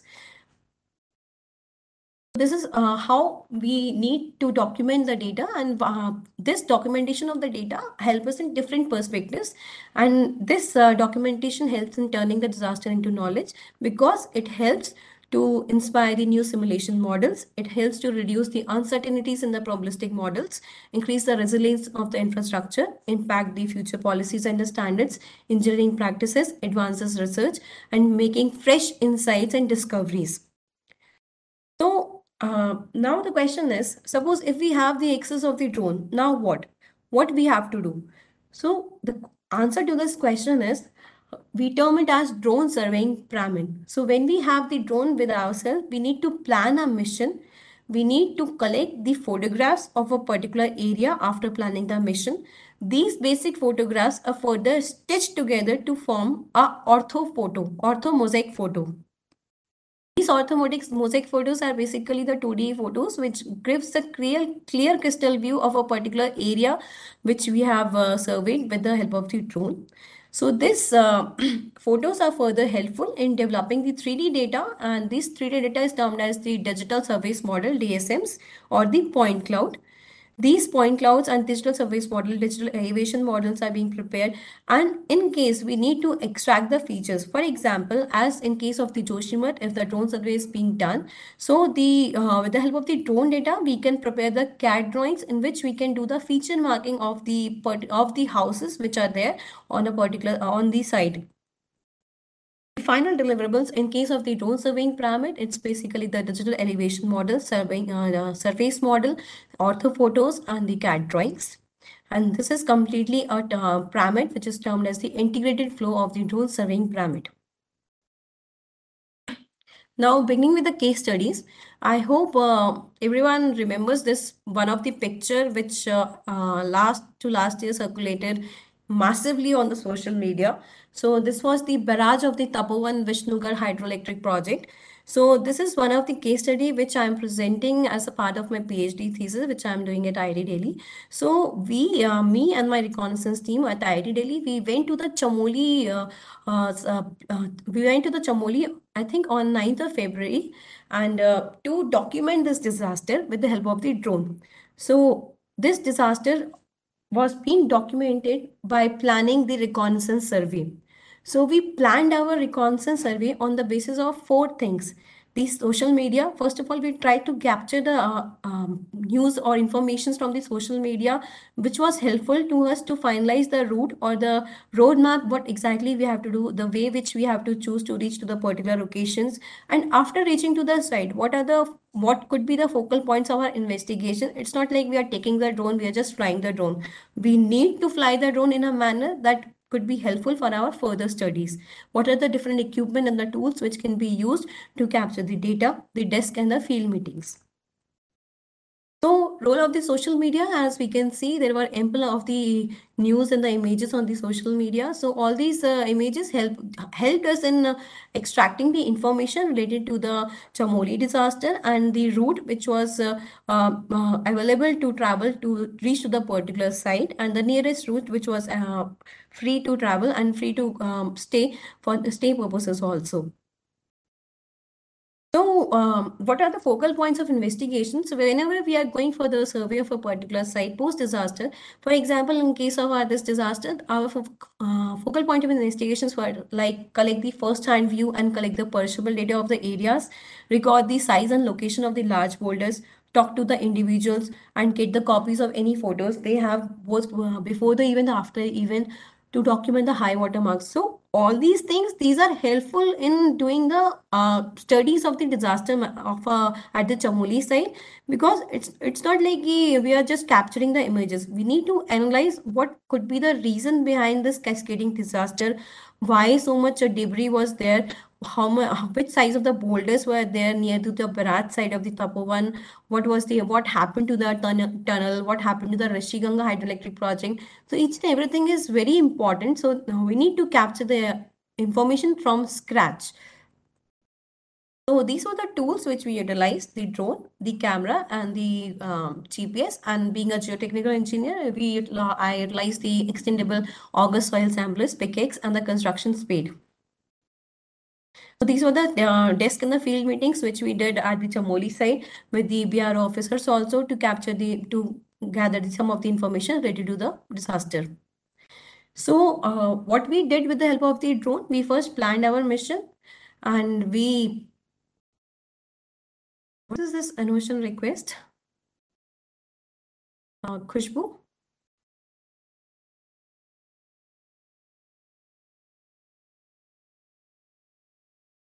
Sorry to interrupt. So the first recon area we did was the Rishiganga. So as you can see in this particular image, this one, this is the image which we have developed using the drone imagery data. So the first image, the A image, is the Google Earth image in which we extracted the sections which were already present before the event at the Rishiganga HEP location. And this is the image which is reflecting the barrage which was washed away, the signature of the impoundment, Rishiganga River, muddied water, penstock position, and each and everything. So on the bottom side, we can see the before and after images of the Rishiganga HEP. Similarly, this is the Rishiganga HEP pre and post event data, which we extracted with the help of the drone imagery, which we prepared using the drone. So we prepared the 3D model, which is draped on the orthomosaic images, and we identified the different sections which were damaged or which were partially damaged in case of the disaster.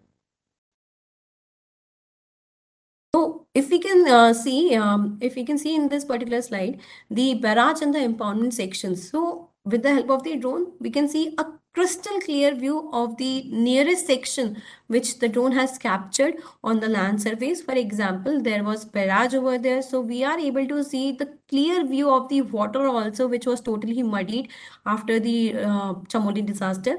The impoundment section, the tunnel which got buried tunnel or buried pipe, the accumulated boulders or the concrete structure. So all these things can be measured with the help of the drone images itself. So these were the pre and post event, the temporary buildings left, and the powerhouse, the penstock. So there's no need to travel to the particular location to check the damage. Just fly the drone, capture the images, and with the help of the images also, you can capture the, do the calculation itself. I will showcase what sort of the calculations we did with the help of the images. So this was one of the rainy bridge, which was across the bank of the Rishiganga River. So only left abutment was left and no decks were there. So what we did after the drone survey, so we just tried to analyze the drone debris flow characteristics based on the cross section and the elevation.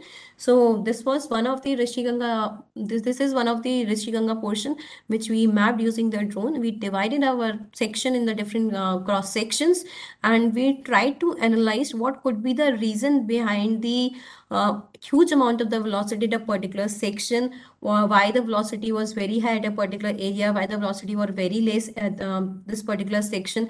So all these things were further analyzed using the photogrammetric software and the MATLAB technologies. So erosion and deposition can also be seen in this particular slide. So we created the pre-event DM of the Rishi Ganga from the Google Earth, and the post-event DM we created from the drone, which we used in the Chamoli disaster. So after this, we were able to capture the elevation difference so that we can get a glimpse, an idea where the erosion was there, where the deposition was there. Similarly, the another thing which is very much in highlight these days, that's the Tapovan barrage also. So this is one of the this is the Google Earth imagery on the top side, and at the bottom is the image of the drone data which we processed to create the ortho mosaic, in which we highlighted the different collapsed bridges, the damaged structures, the accumulated boulders, muddy water affected barrage gates, etc. So as I was mentioning, with the help of the drone, not only we can visualize the different structures or the parameters which are different structures or the images or the sections that are present over on the site, but also we can measure with the help of the drone images the different sections if we need to measure. Like for example, in this particular case, this we can see at the top, the vanished portion of the breast wall. This was the barrage, the Tapovan barrage, and this is the breast wall which was vanished away. So with the help of the image analysis, we were able to calculate the length of the portion which was vanished away and what was the total length of the this breast wall. Also, if you can see at the backside of the barrage gate, there was huge boulders were residing. So we just gave a line thought like because of these huge boulders, maybe the breast wall which is present over here, this got prevented, and no boulders were present over here, so this got vanished away. So these are the closer view of the boulders. So we can see with the help of the drone, which is flying at a huge height. The maximum height at which the drone can fly is 120 meters. So usually whenever we are flying our drone, suppose we are capturing the data from 70 to 80 meter height also, but we are getting a clear view of these small boulders, the rocks, the breast walls, each and everything. So this is the closer view. Another case study I will let you know, it's like post-disaster damage and loss need assessment, which my company did using the drone technology in the Bhagalpur, Bihar. So these were the Bihar floods in 2019. So we were asked to create the damage assessment report for this flood-prone area. So usually whenever we are asked to do such kind of the activities, the stakeholders usually provide us the Google Earth KML file, and based on the Google Earth KML file, we plan our mission and we try to capture the maximum possible data which we can capture in a particular section or the desired section. So with the help of the drone, we captured the images which were affected of this particular section, and we were able to identify 192 houses were waterlogged, and there were greenery, river Ganga, and water submerged agricultural land. Each and everything was further identified using the images which were processed from the drone data. So the damage analysis of the Farakka English also we did that, and with the help of this photogrammetry softwares and the analysis of the drone. So you can see we are able to analyze and the different areas which are being affected because of the floods, and also we are able to calculate the surface area of a particular section also, and accordingly based on the loss per hectare, the approximately we can take a loss section and we can calculate the total loss which could have happened, which happened actually in the Farakka English Bharat side. So these are the images of some of the sectors like community center which was submerged, the road submerged, the house submerged. So another post-disaster damage loss need assessment through drone technology in the West Bengal we did. It's like, as you can see, there are a number of the peoples which were there, which were happy to see a drone which was flying to capture the data related to the damage which was happened in the West Bengal during the floods. So this was one of the site called the Purba Dwarkapur West Bengal site. So we did the damage analysis, the house damage analysis of this, and accordingly we prepared a report and we mentioned these things. We calculated the different number of the kacha houses, the pakka houses and the semi-pakka houses, and accordingly we estimated the losses which were affected, which occurred because of the floods in this particular area. Also, the IG drones worked in the field of the cyclone Feni also during disaster and post-disaster also, and to map the different sections which were hampered because of this cyclone Feni. So, sorry. So, I would like to showcase one of the things which recently at IT Daily, which we have done. It's like this is about the Kalyasol landslide. Kalyasol landslide, I hope everyone is aware of this particular landslide, the Surubagar landslide. So this landslide was developed in the year of 1920. So we have multiple research papers in this particular field related to the deformation of this particular slope. Also, we went for the survey of this particular Kalyasol landslide recently in the month of the November in 2022 to fly our drone to capture the data related to this particular landslide region. Now we are trying to analyze this particular section and do the kinematic analysis of this particular section to understand the factor, to determine the factor of safety, to determine the things which could be done if possible to mitigate. But I'm sure this landslide is difficult to mitigate because earlier we had a news also that government was planning to demolish this particular landslide. But because some of the people are residing on the top, on the crown area of this particular section, so they are not leaving their locations. So, sorry.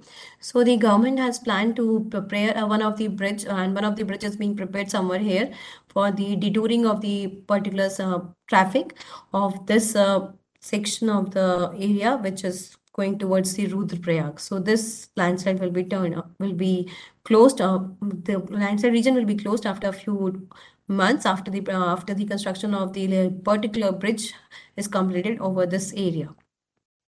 So we are doing the analysis of this particular section.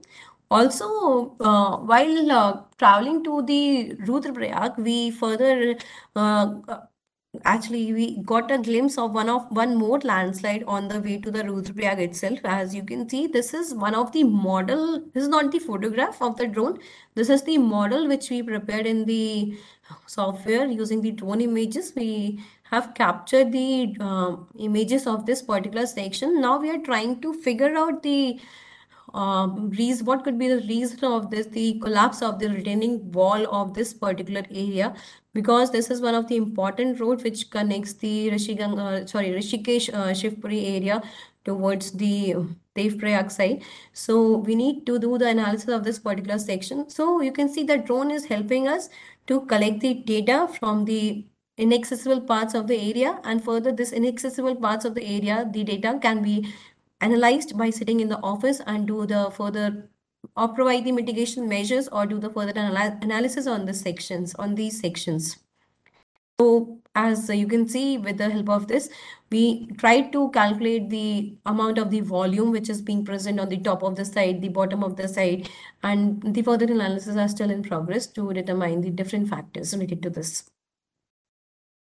So lastly, I would like to mention that being a geotechnical engineer, I will resist on this that techniques like geotechnical application areas for remote sensing basically have been used to document the geotechnical effects of the earthquakes, like assessing the damage patterns, developing the elevation models or the 3D models we can say, and to measure the ground movement. So all these things are happening and these are helping us to identify the liquefaction damage also in a particular section or the particular site.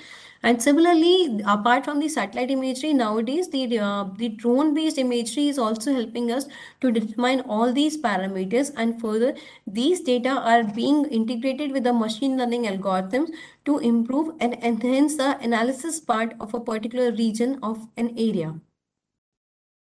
So I would like to conclude my presentation with the thing that for the if we are using a drone, the drone is helping us to provide the qualitative as well as quantitative data to us for the analysis of any disaster and reconnaissance after earthquakes and other natural hazards like landslide, coastal storm surge, and many more. This can effectively be done with the help of the drone-based technology. And these UAVs present an area of the potential dramatic and rapid growth. And the explosive popularity of the UAVs is driving both the academic industry, as we can see. And finally, to exploit the remote sensing for disaster management, I guess there's a need to for the significant cross-disciplinary research in which civil engineers need to collaborate closely with the remote sensing specialist. So this was all about the data, how drone data is helping us to do the analysis, the damage analysis part, the different cracks regions we can identify, the documentation we can do with the help of the drone, and how it can help for in the search and rescue operation also to prepare to enhance the policies, to enhance the informed decisions in case of the any mitigation measures related to the disaster management. So lastly, I would like to just give a brief glimpse of my company. So IG Drones is basically the leading drone company. So we are working in different sectors: power line transmission, renewables, mines, oil gas, smart city, industrial assets, railways, roadways, agriculture, and forest environment. So power line transmission, it's like if the person needs to travel to the top of the any transmission tower to check for the default and all. So with the help of the drone, we can do the inspection, monitoring, and the fault analysis of the any transmission tower or which is having the fault with the help of the thermal cameras and to prepare the report for the same for the which can be used for the insurance purpose later on. And similarly, there are multiple sectors which are being used in which drone is showcasing the potential of utilizing its technology in a most effective and efficient manner. So that's all. Thank you so much. I'm open to the questions. Thank you so much, ma'am. Yeah.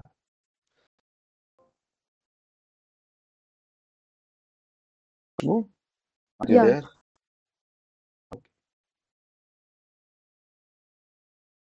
Thank you so much, ma'am.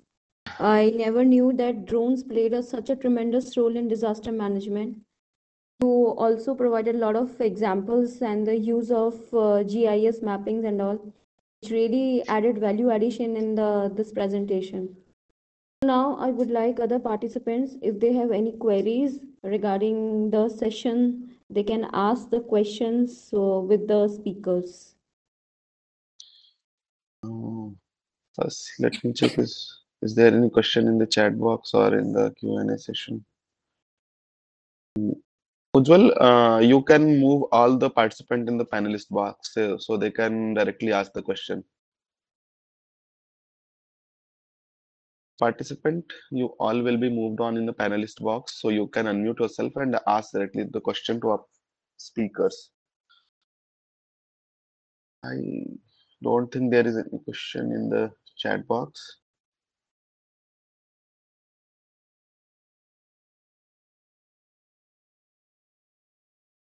So, there's one question which I want to ask. Dipali ma'am, the drone camera, I think can sensors be used like in the satellites? We can correct. So, yeah, so I think Sorry, is anyone asking something? Hello? I think Tushar sir is saying something. there was one question related to that. I just need to clarify things. Somebody asked about like a drone training. So basically, there are 7 organizations which do drone trainings in Uttar Pradesh, 2 in Maharashtra, 1 in Jharkhand. And there is no drone training center in Delhi actually. So just to inform you. Thank you. I think someone have posted a question in the chat box. It is how drones are useful in survey of lands. It is, I think, very easy. Sir or ma'am, anyone who want to answer? Yeah, that's actually as a part of GIS and the concept actually a lot of things like municipal corporations are conducting these things, and what they do is like from land revenue and land record perspective, they actually demarcates the things. It is actually currently going on in my hometown, like in Aurangabad. This is undergoing process right now. So this is how, and actually basically they are marking it just for the sake of like identifying the illegals and legals. Apart from that, the correct tax should be given to the correct person. So I think it is going on throughout the India. The revenue department is preparing their cadastral map on digital site. So they are just marking on the lands and what are the forest areas. So it is going on all over the country. One question is how machine learning algorithm works in drones for data analytics. Can you please brief it? Sure. So basically, the drone data is being processed to create the digital elevation models and different 3D models, as we have already seen in the presentation. So what is actually happening in the machine learning, we are importing this digital elevation model in the ASCII format. And this measurements of this data of the digital elevation model, which are importing in the machine learning algorithms, we are further utilizing the different methods of the machine learning. For example, XGBoost method is there, random forest method is there. So we are providing some sort of the codes which are helping us to figure it out how actually and accurately our model is going to work. For example, if I talk about in case of the landslides, so in Bhukosh, the Geological Survey of India is having a website called Bhukosh. So in the Bhukosh, Yes. they have provided the landslide points, the landslide polygons they have provided. So in case if someone needs to prepare a flash landslide susceptibility maps, so anyhow we are going to refer to the map which already GSI has prepared. So there are few points in which GSI has mentioned there was a landslide. There are a few points in which GSI has mentioned there was no landslide. But in future, there could be a possibility, there could be a landslide to that particular section. So generally, we use the term called binary terms 0 and 1 in case of the machine learning.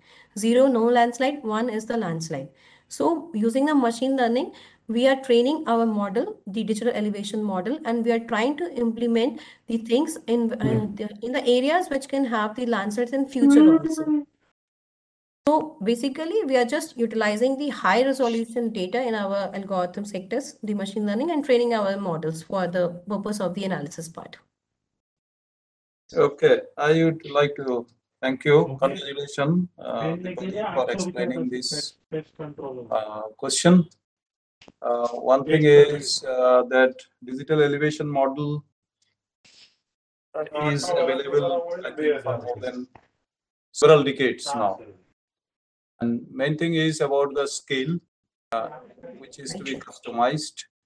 Like you have shown that some of the landslide like imageries and they're taken up and showing that in your presentation the landslide has happened that near Devrayag, that approach road, and then it is very clearly, distinctly being shown.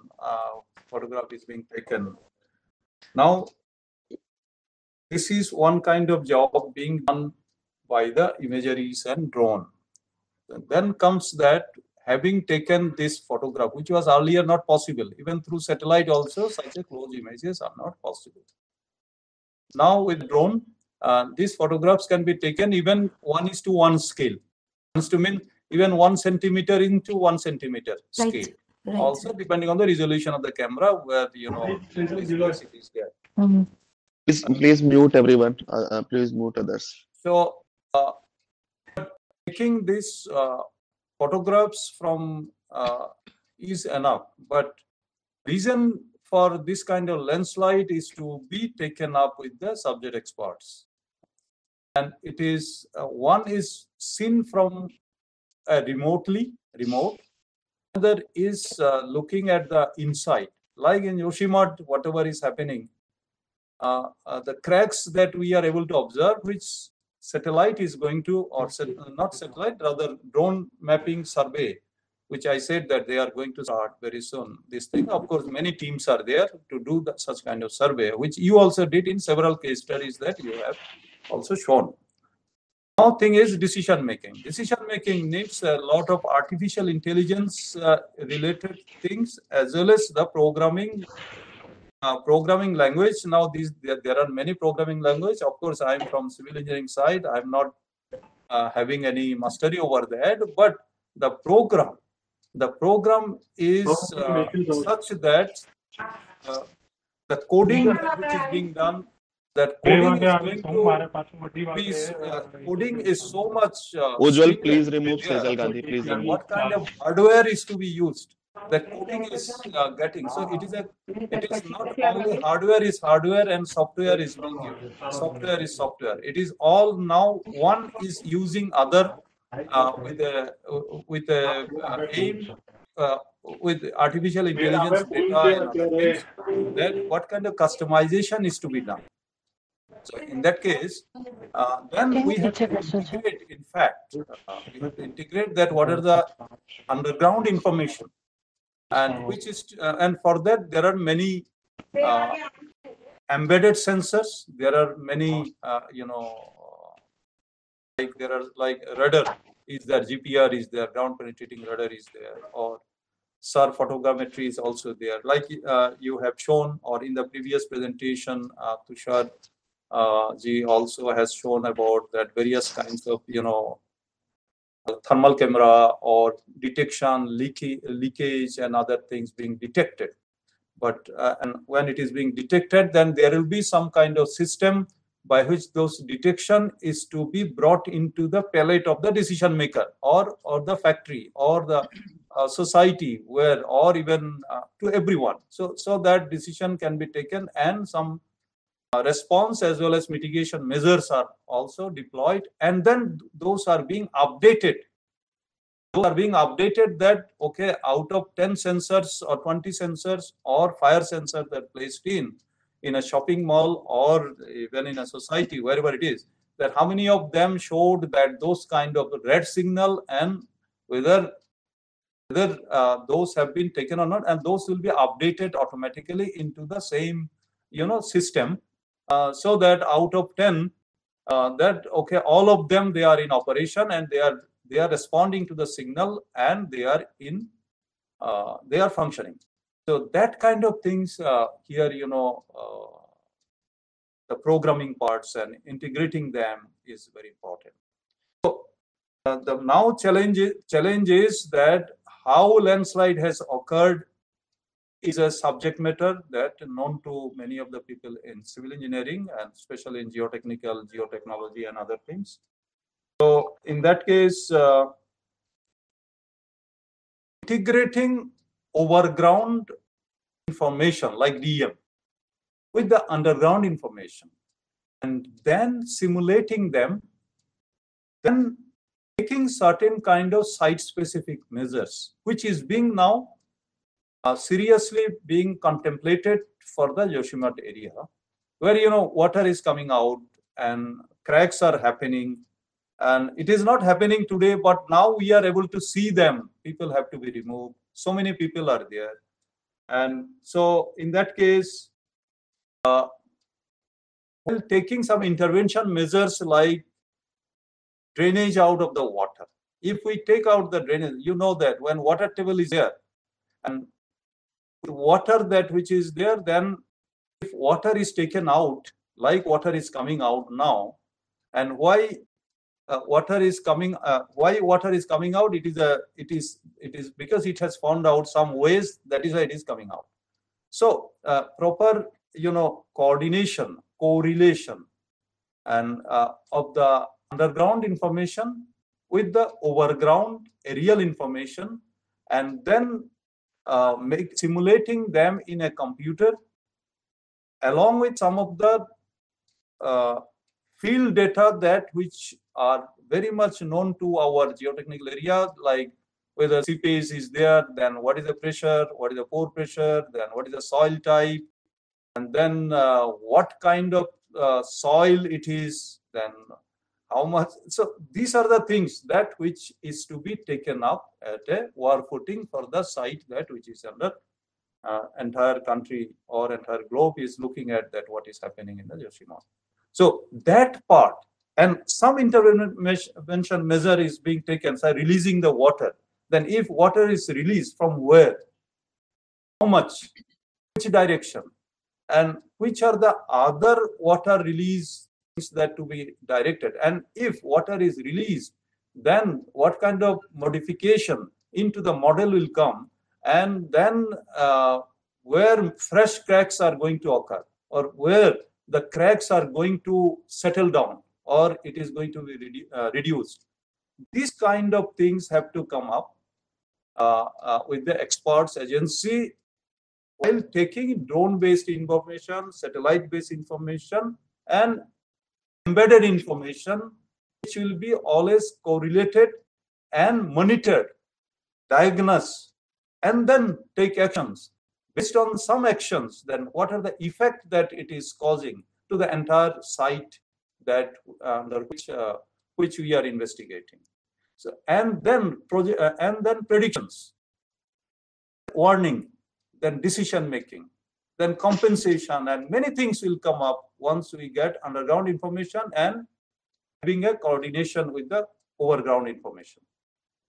This is where, in fact, the whole expertise is involved. It is something like that, brain tumor is there, so we need to do MRI, or we need to do many kind of investigations. No, pressure before surgery has to be done. What kind of surgery is to be done? There are several methods are there. So this is also landslide or such kind of observations, overground observation and underground observation, and then building information. All these things then requires a lot of modeling as well as site-specific information to be simulated and then projected. Right, sir. Overall, we can say it as the forensic analysis of a particular landslide or a disaster. And if already there is a landslide, I will suggest that there's a term called the back analysis. So in the modeling terms, we do the back analysis thing to study what could be the major cause or the main cause why this event happened. So yeah, you have said rightly that we need the information, the site-specific information, because only the imagery-based data is not going to help to come to the particular solution or the result or the decision. So eventually it's just to have a glimpse what exactly is going on a particular section or a site.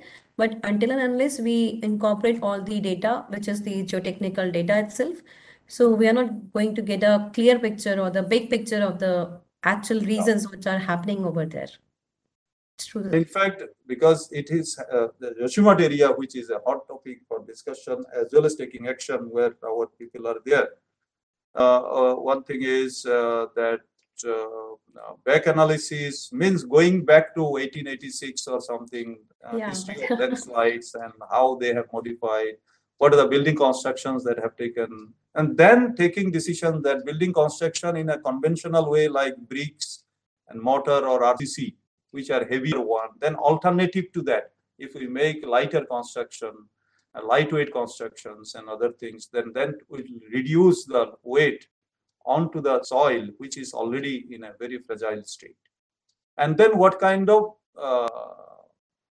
stabilization measures to be adopted, like the slides that happening, what kind of stabilization to be adopted, what kind of many other material, commercially available material like geosynthetics are there, and then geomembrane is there, and how water has to be stopped and channelized over the slope so that it doesn't go inside. So some of the site-specific measures, even right now, can have a check on the further deterioration of the site condition.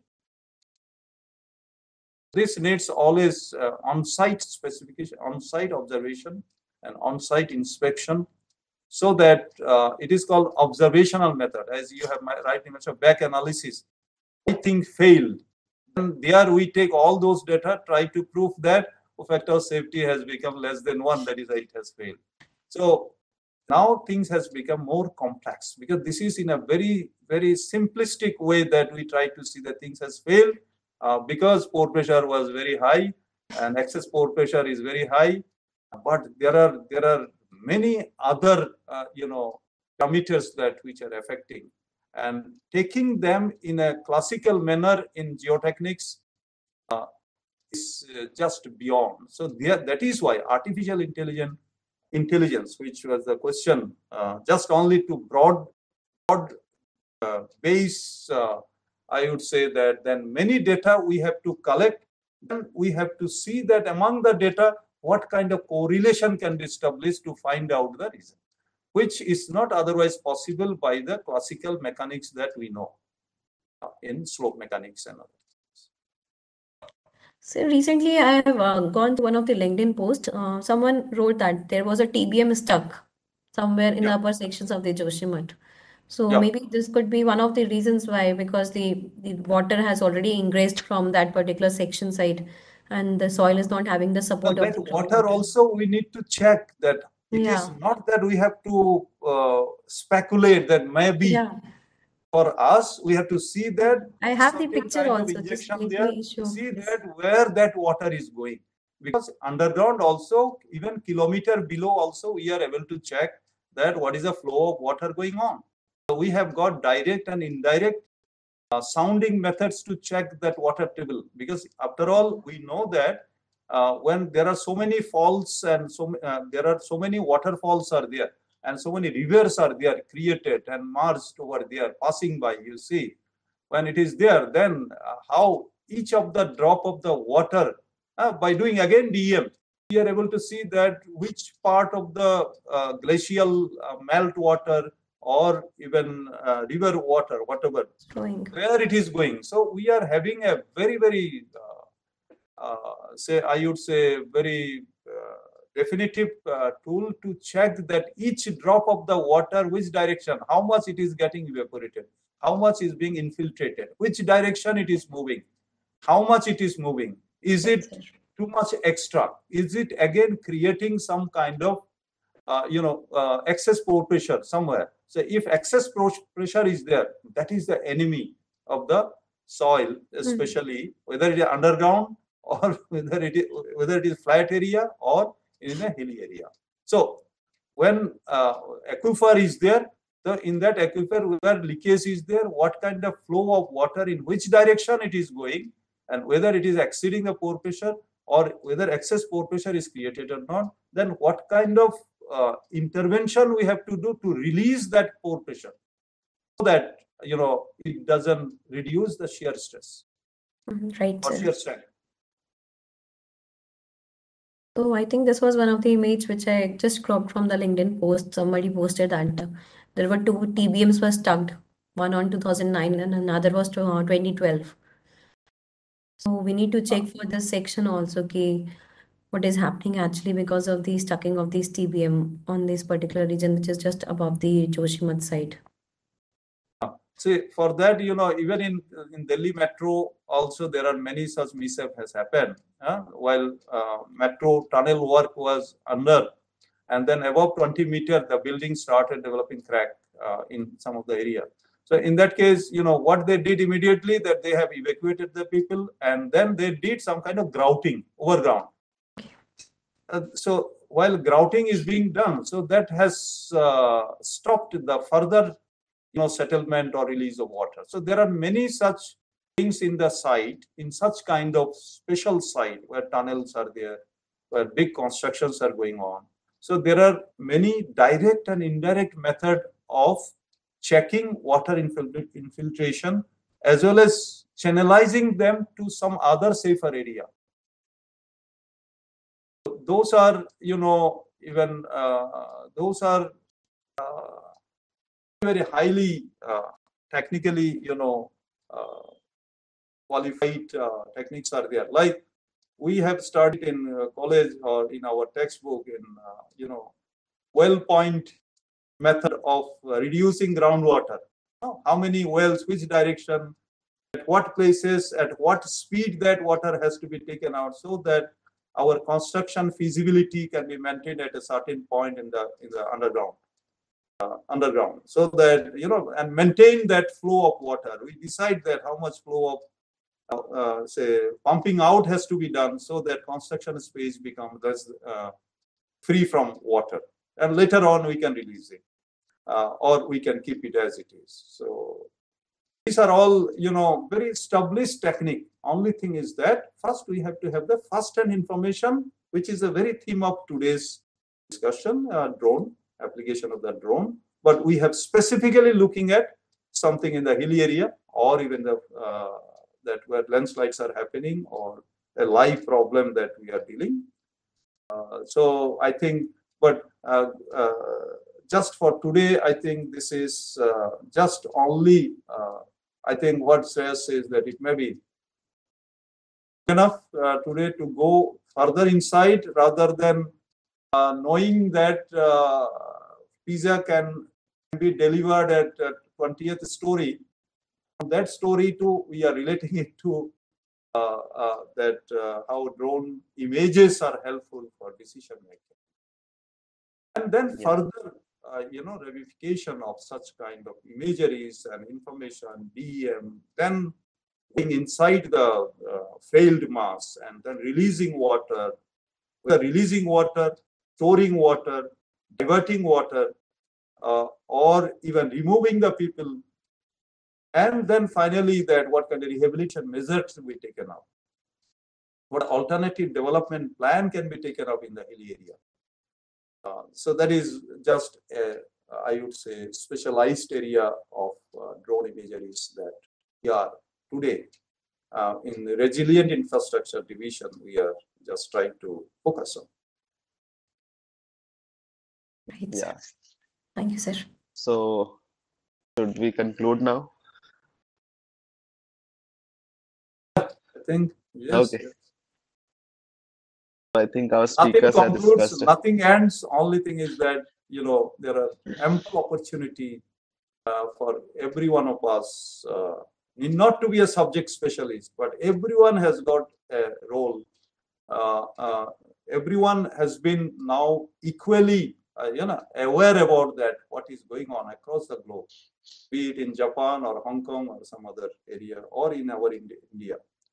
So that way, the technology has given us a very, very wide platform to utilize our focus on solving the problem. Yes. I So think in this, Tushar ji would like to say some few. Yeah, actually, I just miss out on point wherein, the latest technology which are happening, there are swarms, teams of drones are being utilized. I just started to miss out because those are the ones that they don't require GPS system. In tandem, they, operate and they provide an opportunity to, scan the process, like, provide data in the shortest possible time. One improvement which can be added through AI and, digital twins as well as augmented reality is that they can communicate with one another and provide early warnings, scanning as well as identifying the victims and providing them an opportunity to evacuate, showing them. So these kind of advancement is going on. Actually, this is an unprecedented rate, but the rate at which that needs to be shared among, like, collaboration is must, as Pali ma'am really pointed out correctly, that, rather than working in a silos approach, we need to actually collectively work. Different fields come together and trying to utilize the best strength of that field, so that multidisciplinary approach actually helps you to simplify challenges. And disaster management is all about this continuous process. There is no stop. We have achieved something and we have to continuously improve. We have to learn, relearn, and also process, try to upgrade ourselves. So this is how the process should be. And the challenge is you have to keep moving on, and to keep moving on, you need to learn, share, and relearn, and this process needs to be continued. So with that, I conclude. thank you so much, sir. So in the last, in a very simplest manner, I can say that in the era of technology, where technology is an integral part of our life, we are using phones and smartphones, laptop, everything. So this drone can play a very important role through the remote sensing and different machine learning and AI data, and provide a very good data and information for upcoming disasters or the situations like in emergencies. And as I can say that our speaker have covered almost all the topics, from basics like what is the unmanned aerial vehicle and what are their applications in the disaster management, what are the limitations, what are the regulations government has mentioned, and what are different sizes. And then ma'am discussed about the different sensors, how the camera works, and she discussed a lot of practical and what we can say field experiences from Uttarakhand and different flood sites. So I think they have covered a lot for today's webinar, and the last, I would like to thank both the speakers for their wonderful presentations, and I thank all the participants for patience listening, and thank you very much to all of you. We conclude this webinar here. Maybe we will meet again soon. Thank you very much. Thank you very Thank much. you. Thank you so much. Thank you. Bye. Thank you. Thank you, sir. Thank you, ma'am.